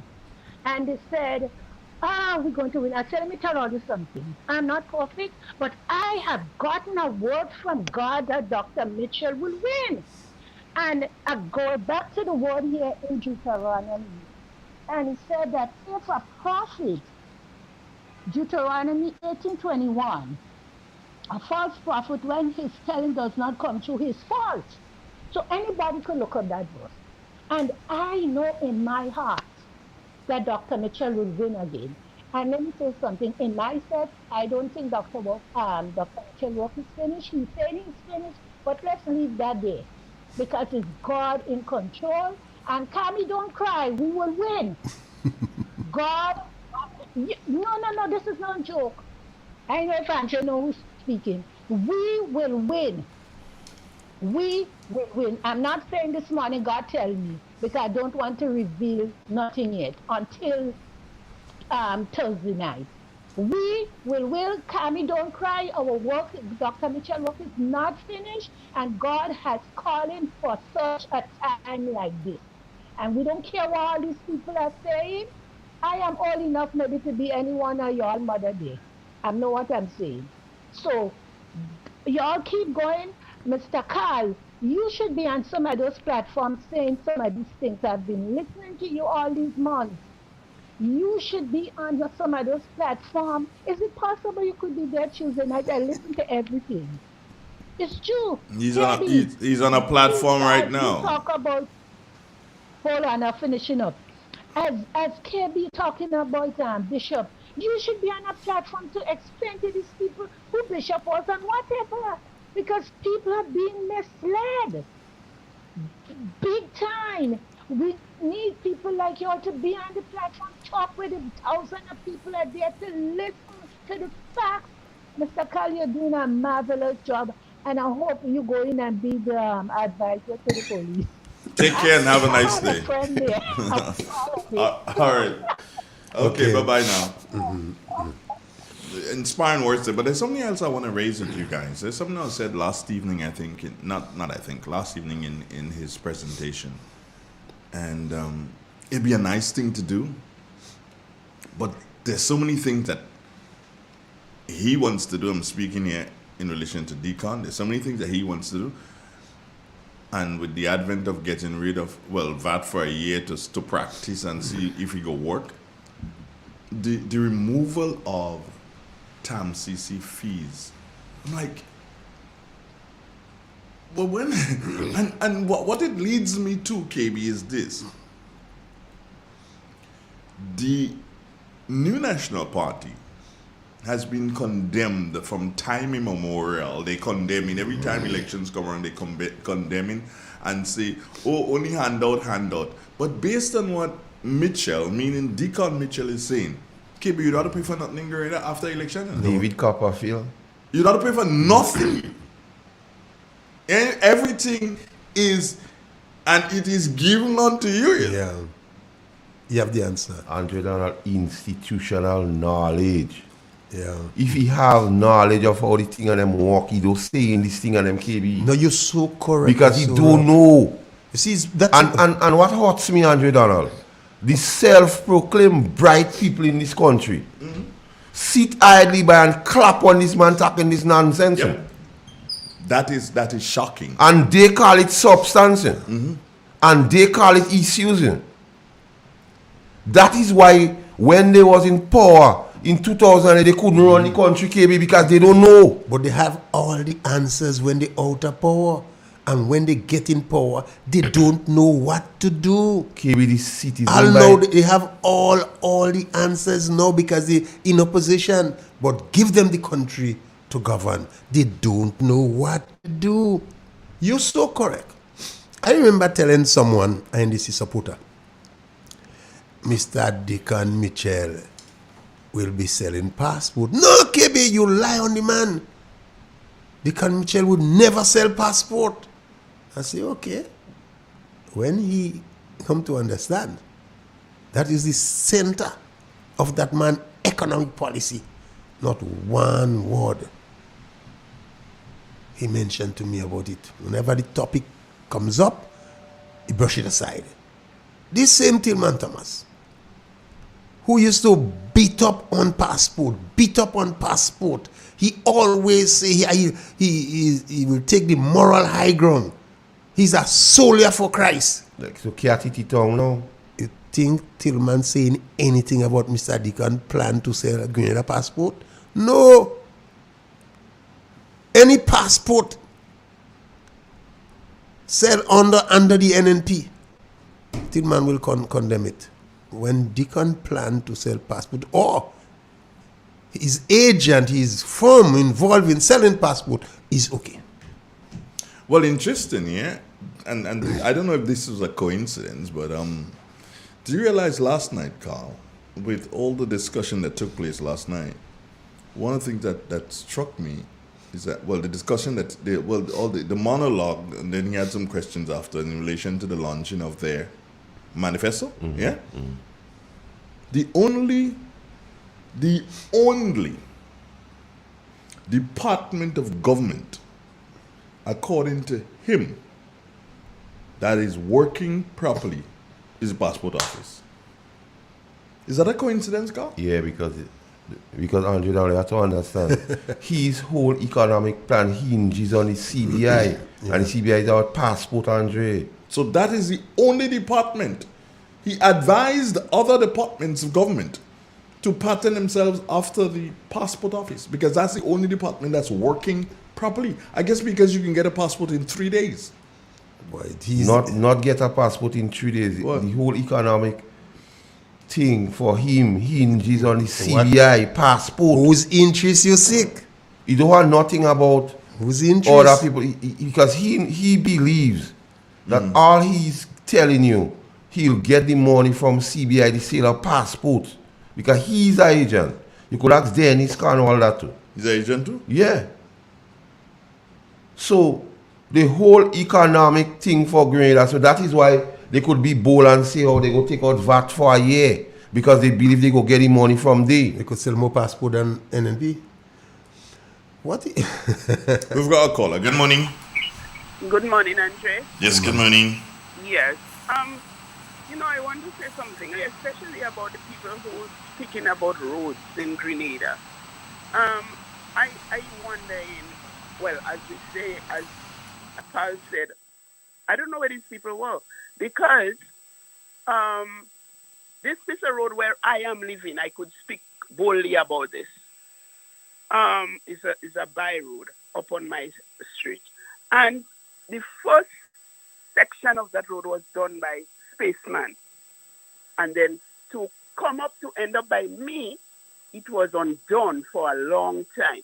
And when Master Carl, he wasn't no minister or parliamentary rep, he was just a candidate for the NNP. And Master Carl saw it fit to try and get that other piece of road to come up by me. He got it done. Now, the man who built the excellent failure up by me up here, this road deteriorates so badly because so much of this big machinery had to come up here to build this big this thing he have up there. And we spoke to him about it. We make sure we tell Mr. Telesford, look at what you are doing to the road. All these slipper drains, all the thing for the drain on the side break up, become flat. Now that kind of rain is falling. You should see how that water running down and coming all towards my nephew's house. Now, he mash up the road that was built by Master Carl. Nobody's talking about that. They don't tell him, Mr. Telesford, to come back. When we spoke to him about it, he said, oh, definitely. As soon as we finish the building the farm up there, as soon as we finish, we're going to concentrate on the road, and we're going to fix back all these, mash up the road with this big machinery, because it's a narrow road, and these big wheels of these tractors and whatever thing with trailer, they just pass all on this side and mash up the road. Now the rain is falling and we are in this predicament. This is what they have to be talking about. Let Telesford remember he had to come and fix this road. With that rain that's falling now, he promised that he has to fix it. He can't even look at the farm, the failure. He cannot sing it. So The people who are talking about roads, let them hear that. Let them know that what we build, they keep mashing it up. They're mashing up some of them. He got dog yet? Eh? He come and release the dog, the 2 dog yet? No, the dog and them still up. And they want country to run. And they want to do things for people. What happened to this dog? Okay. All right, good. Take care. Carl, what's about this dog? He just had the dog and him up the scene trouble. Poor dumb animal. Well, he's starting to fight against Gregory Boyne. You know. He really running? Yes, he's running against Gregory Boyne. What interesting is to listen to the NNP callers this morning with facts and the passion, the conviction, you know, the love for country and prime minister. They don't say NNP people stupid, they don't have sense. We are the kind of bright, intelligent people we have, the callers. They call and talk in sort. No. Whatever they say, you can feel it, you can see it. Anyway, Jack Bay, welcome back home, man. We've got another caller. Good morning. Good morning, gentlemen. Good morning. Good morning, sir. Yeah, good day. You all mentioning a lot about roads, yeah? But I remember growing up as a young man, the Eastern Main Road that was done sometime in the 80s. I can't remember the exact time. St. David's all the way up to Grenville, up to Sutton. That was the best piece of road done in Grenada. And I think that we need to get back this kind of people to do our roads. The piece of road they done in Hermitage now is excellent with the drainage.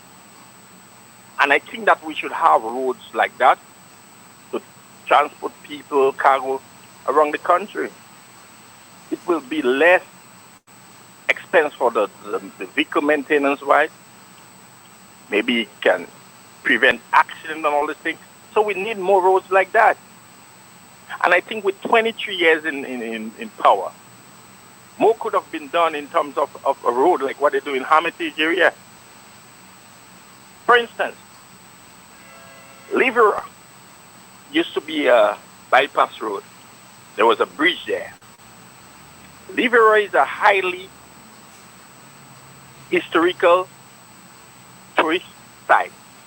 And nothing has been done to remedy the problem down there. Government come, government go. Nothing has been done down there to remedy the situation. Look, for instance, when Bathway Easter Monday, they block all the roads in Rose Hill and River Sally. And there is no detour and diversion. And this road could play a key part in getting people to Bathway. So I don't know. These people keep talking and they're not addressing the important issues.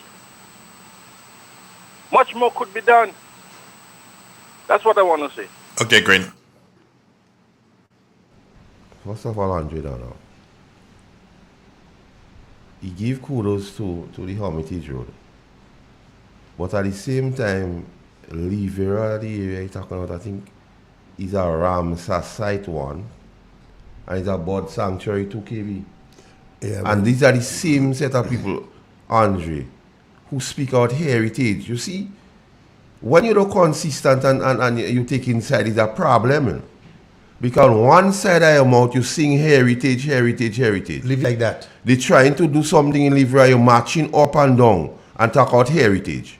Then, when it suits you, put road there, put road there, put road there. You have to come to a common understanding and I come back again to institutional knowledge. Yeah. Make up your mind. You want down there a bird sanctuary? You want down there to remain a Ramsar site? You want it to remain the heritage? Or you want it to commercialize and put road and bridge? You can't have it all. And about the road, yes, road building and road maintenance and road construction is a process, not an event. You must have maintenance. Road will deteriorate by use. We have a lot of vehicles in this country. But the general network of roads in this country is unquestionably the best in the region. Whether we like it or not, and that is facts. Yeah. And that is facts. Yeah, Master Carl, again, Jack B, I want to welcome you home. And no, you're fixated on Jack B, you know I said. Sunday we talk about Jack B. I say, well, with Jack. You want to know if Jack B bring something for you? No, what point is that? At this NNPites, at this kind of committed NNPites, you know, they're not concerned about the fees, the plane fees to come back home. Whether it's 2,000 US, they have to come and vote. And I wonder, I see a lot of rain. I wonder if Master Carl make it in the radio station this morning. And I said, Lord, I wonder if Andrew make it, he'll make it. And I remember Bernard Code said to him, KB, we have different category of political activists. He said, look, those who attend meeting, when rain fall in bucket a drop, you put them in one category. And those that say, boy, Bernard, too much rain, I can't make it, he put them in another zone. Mm-hmm. You understand? Mm-hmm. And he said that is how he tests them. Even lightning, thunder, rain, certain members will still come out and do the political work. Yep. Others will say, boy, rain, I can't come, they below shit still. You see, that's how you test your political activists. And Jack B, and no, if people are asking, even it's Sunday, Master Carl say, what about Jack B, you coming back? We wonder, welcome home, man. And no, you don't mind spending 2,000 US to come down here and make a vote for the NNP. That is the kind of buffalo, the kind of political activists we have. According to one of my writers here on the YouTube, they're reminding us that George Brizan always said, the politics of today is the bread and butter of tomorrow's people. Oh, yes. Now, Keith Mitchell is maintaining that. Dave X. But that is what George Brizan said. Before Keith Mitchell became Prime Minister, George Brizan said that. When the man say he deserves the thing, he deserves it, you know. Institutional knowledge, Andre Donald. Them people question. I have some NDC friend. They say, KV, Keith Mitchell begging for vote. You could see feeling the pressure. I say, you don't understand politics. You don't understand. My friend from Abrong, he voted NDC all his life. Samuel. And he said, Samuel, he said, KB, Pablo passed by me. And Pablo said, from Abrong, I come to ask you for your vote. He said, he listened to Pablo. And he said, when his leader passed, he said, Farmer Brown, I just passing. He said, he sit down and he said, what going on, boy? Here Pablo come out and ask me for my vote. He see the value of my vote. The man who I'm voting for all my life don't see the value of my vote. He tell me he passing. He say, all right, Tillman, pass. Farmer Brown, that is the same guy in the cooperative. But forget about what you want to say. Farmer Brown say, from then on, he is a card-bearing member of the New National Party. He said, KB, the man did not see the value of my vote. He never asked me for it. Dr. Mitchell now asking every Grenadian to vote for him because he sees the value of your vote. Your vote is important. You think Dr. Mitchell say, who want to vote for me, vote for me? No. He see the value. The significance of asking, the importance of asking for your vote. Mr. Carl, could I have your vote, please? And the humility in which he did it, he say, I'm begging for it and need it. Of course. You don't play high and mighty. Come and say, if you want to vote for me, vote for me. No, that's our arrogant statement. No, he didn't come and say, if you don't vote for me, you're stupid. No. He said, please. I'm begging you for it. Could I have your vote, please? I'm begging for it. I qualify. I work for it. I deserve it. I'm asking you for it. They say the man begging. Well, don't beg. You will see what you're going to get. Don't go and ask for it. And pass people straight and don't ask them for the vote. And you're going to see the result. You're going to feel it. KB, I was talking to somebody from St. David yesterday, and I say, but you sure Oliver will bring the thing home by? Man, tell me, why you worrying yourself so much, Takal? Oliver is the only one in St. David's going house to house and asking for vote. The other man don't go in and check nobody. You see, the other guy who is the repository of every knowledge don't go in people's house and ask them to vote for him. Because if it is a presidential election, people in Grenada, everybody in Grenada coming down and vote for him. Master Carl is input is, you know, you bring up this St. David's and Oliver thing. You know, I'm the only NNP who always have a question mark. And the man called your name yesterday when we talking. Yes, I always have a question mark whether Oliver could pull it through. So when I attend the NNP rally, I only look for the St. David's people who wear the jersey, Mark Oliver, and question them. What do you think? Do you think Oliver will pull it through? And they say, KB, what's wrong with you? Every one of them, you know, with confidence telling you, KB, Oliver will win the seat. Not one NNP from St. David's will see, well, KB, you know, Oliver in the back or Mr. Deacon in the front. This thing puzzles me so much, but I don't know what give me the impression that this thing will be tight in St. David's. Last night I passed through St. David's and I stop and talk to one of my friends. I always see Oliver in that shop. So I stop and I say, hey, what about St. David's? And he say, KB, it's tight. And it's who have the better election, most effective election, the machinery will pull it out. And you say, Oliver, NNP always have a good election day machinery. That is why people believe Oliver could still pull it out. That is important. Your election day machinery is important. And that's why people, you know, all NNP must learn from Roland Bula. You don't nobody understand the election day machinery as Roland Bula. You have to identify your supporters, know where they are, and put the system in place to take them to the polling station. You have to be careful. You have people who are unable to walk to the polling station. You must identify that voter. Know where they are. Find them and bring them to the polling station. These two seats, St. David's and the South, will determine how effective your election the machinery are. And one good thing for the NNP, we got the mood and the swing in our favor. Since after the nomination day, you notice the strength, you feel the strength of the NNP. The force of the NNP. I want to ask you a question. You know, I usually call you a political imani. Yeah. But I ain't give you that title again. I take it off from you. Yeah. For the time being, Yeah. Don't feel you get away for the time being. know. And so, but I want to ask this, KP, of you.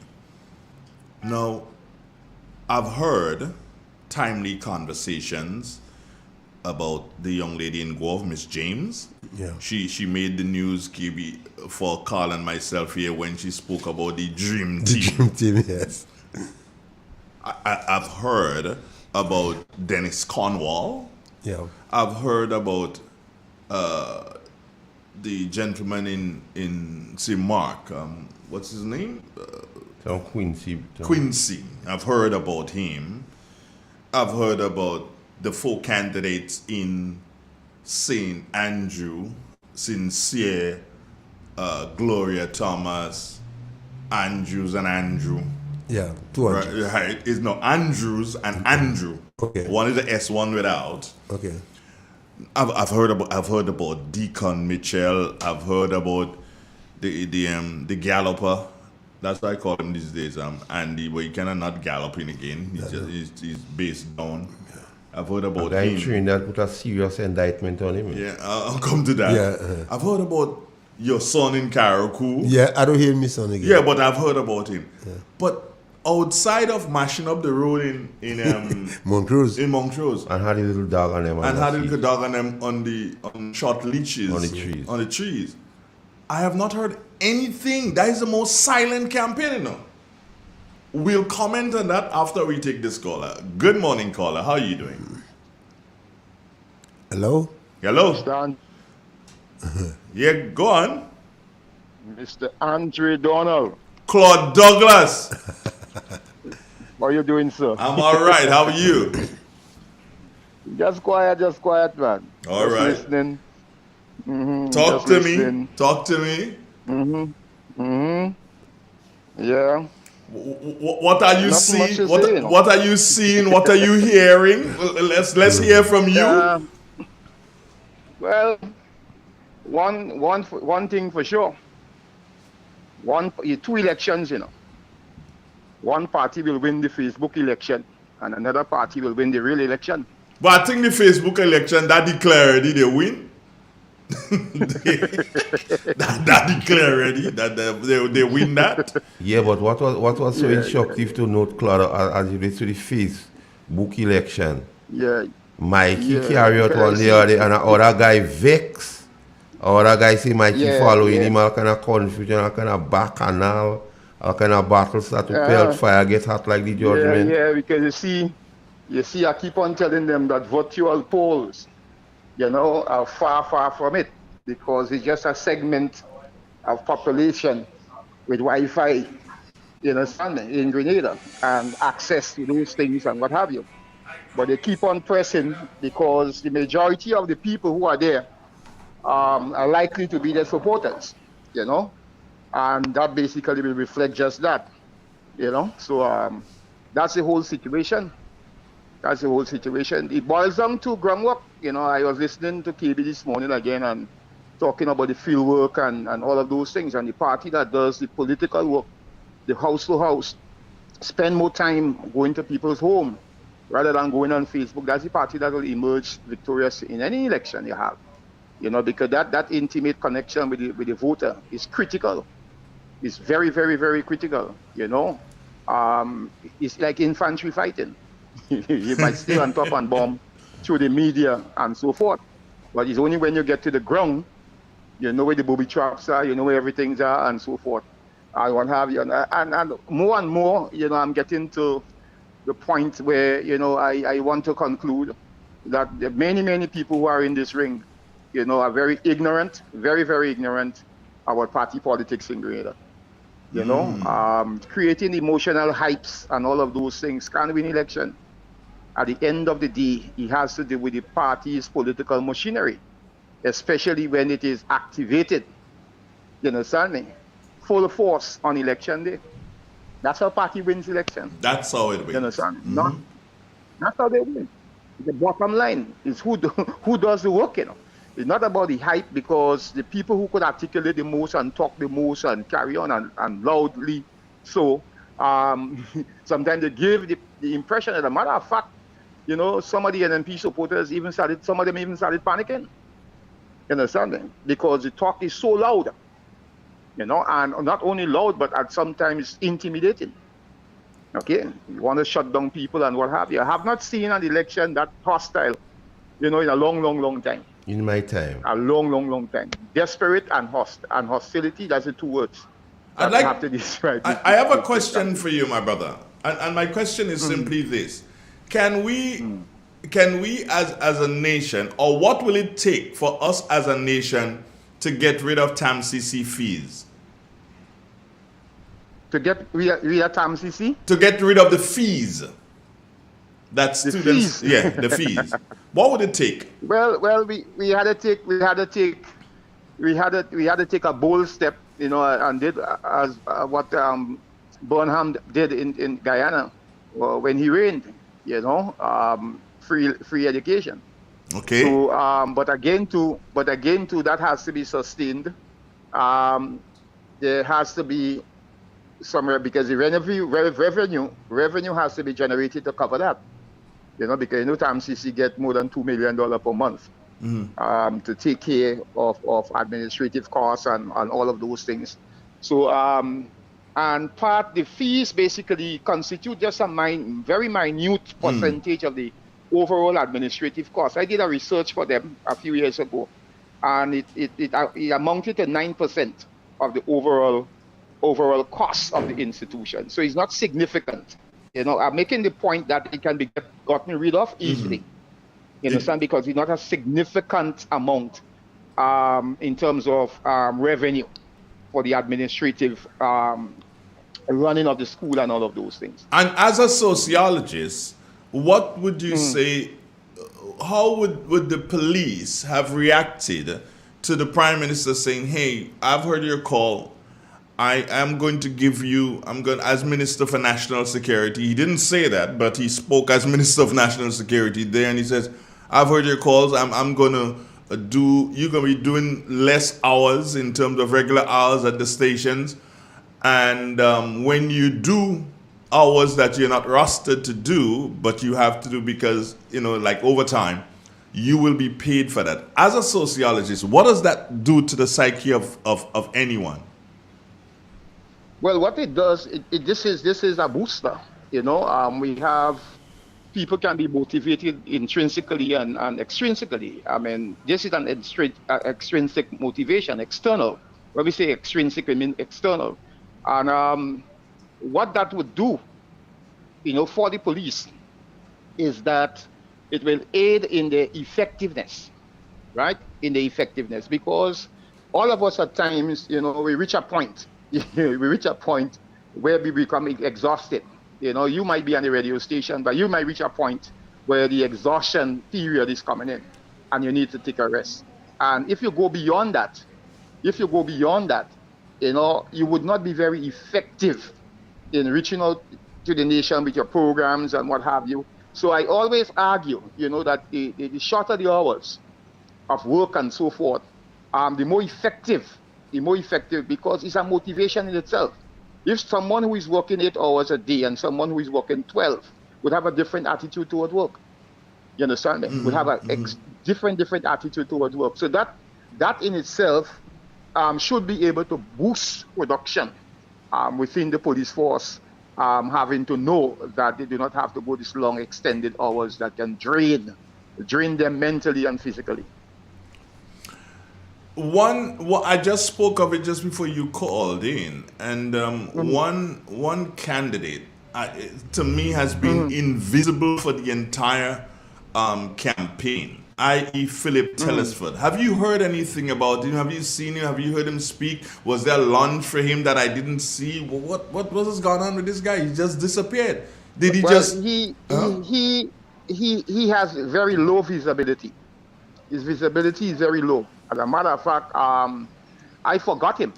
I really, really forgot him just about a month ago. I asked somebody who is running against Boeing in Southeast, and then the name came up because I totally forgot Philip Telesford. I don't think Philip basically is one within the NDC that has been given much, visibility and all of those things. And I don't know why. I'm not within there. But from all appearance, I want to believe that there is what I call maybe a lack. I don't know if it's a lack of trust. I don't know if it's a lack of confidence in him by the others. But the kind of visibility when compared to others, I'm not seeing he's getting that kind of visibility within the party, even as a candidate. Okay, well that is rather interesting at this particular point in time, because I have not seen him. I've not heard him, and I was just wondering, hey, what's up with the gentleman? Because Andre, you have to understand, when the NDC was vying for the leadership presently, Philip Telesford came on social media and said that they asked him to stand down.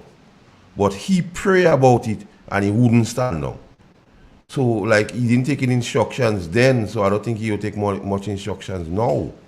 In his own words, he said they asked him to stand down and he said, nah, when he prayed about it, that don't sit well with him, so he still contested. But I guess they couldn't get nobody for up there, so they say, okay, Philip, embarrass yourself. You in St. Andrews, which is the strongest NDC candidate in St. Andrews, in your opinion? There's no strength. Which is one? Yes. NDC, this is the strongest one. Which is the strongest one? Yeah. Well, You can't use strong to describe them. Kate Lewis. No, he said NDC. That's what he said. He said NDC. And I say you can't NDC. use, Sorry, I didn't hear it. I didn't hear it. Sorry. Yeah, you can't use the NDC, strong. Which is the strongest? Yeah.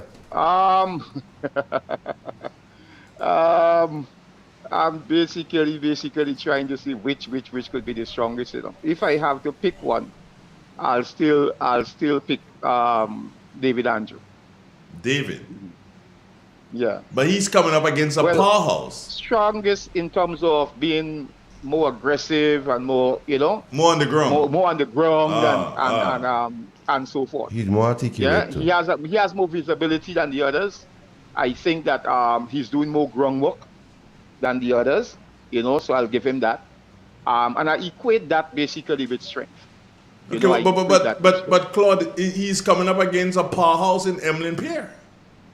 Yeah, but let me say you should have prefaced it and say relatively strong. No, that's KB, not me. KB should have done that. Not you, KB. That was KB. All right. That wasn't me at all. Yeah. You see what happens, and you keep on telling people that in Grenada, and they're taking these things for granted. Your what I call pre-candidate life, in terms of your involvement in community work, is critical. Whether it's in the church, whether it's in the sports club, you coming into politics without no visibility at all, no formal visibility within the communities and so forth. It's a difficult ride for you because people really don't know you. Yeah, that connection. And to get to know you within that short period of time, and not just know you as the candidate, is a deeper knowing. Is a deeper knowing than just being the candidate. You understand me? Knowing your ability, knowing what you can do, and all of those things. So it's important, and I want to send out a message too, especially those who, maybe might be contemplating, a future political life. It is important. This thing is more important than academic qualification. Connection. It's something that we take for granted. This is more important than academic qualification. It's more important than having a university degree. Claude, I'll have to shut you down because I believe that they're just about to start or just started the Manifesto launch. So I have to shut you down and go to that. Okay, yes, and I'm happy about that. I'm happy that manifestos are around. Yeah. All right, so we'll talk again. Okay, take care. Okay, then, great. All right, we'll talk again. Bye-bye. Yeah, all right. It's real, guys. Again, thank you so very much. I'm gonna try to see if I can link up with that with the team to get the manifesto lunch. Will they have documents provided? I don't know. Remember, I'm here, so I'm trying to see which one of these we'll be using. Let's try this one. Is it? Okay, let me try and see. Okay, this one sounds silent. Boy. I'm trying to figure out which one they're using for the manifesto launch. Okay, let's try this one. Disease that affects many throughout the world. No, I'm not. Over 11 million persons are Let me try diagnosed this. with cancer each year. Ask yourselves, how would you react if cancer attacks? Get checked today. A message from the Grenada Cancer Society and this station. Every person in Grenada, Carriacou, and Petite Martinique is required under the Emergency Powers COVID-19 Number 4 Regulations, Section 2.4a(b), to wear a mask or suitable covering over their nose and mouth whenever they leave their home, attempt to enter, or is in line to enter a place of business, government offices, and while in a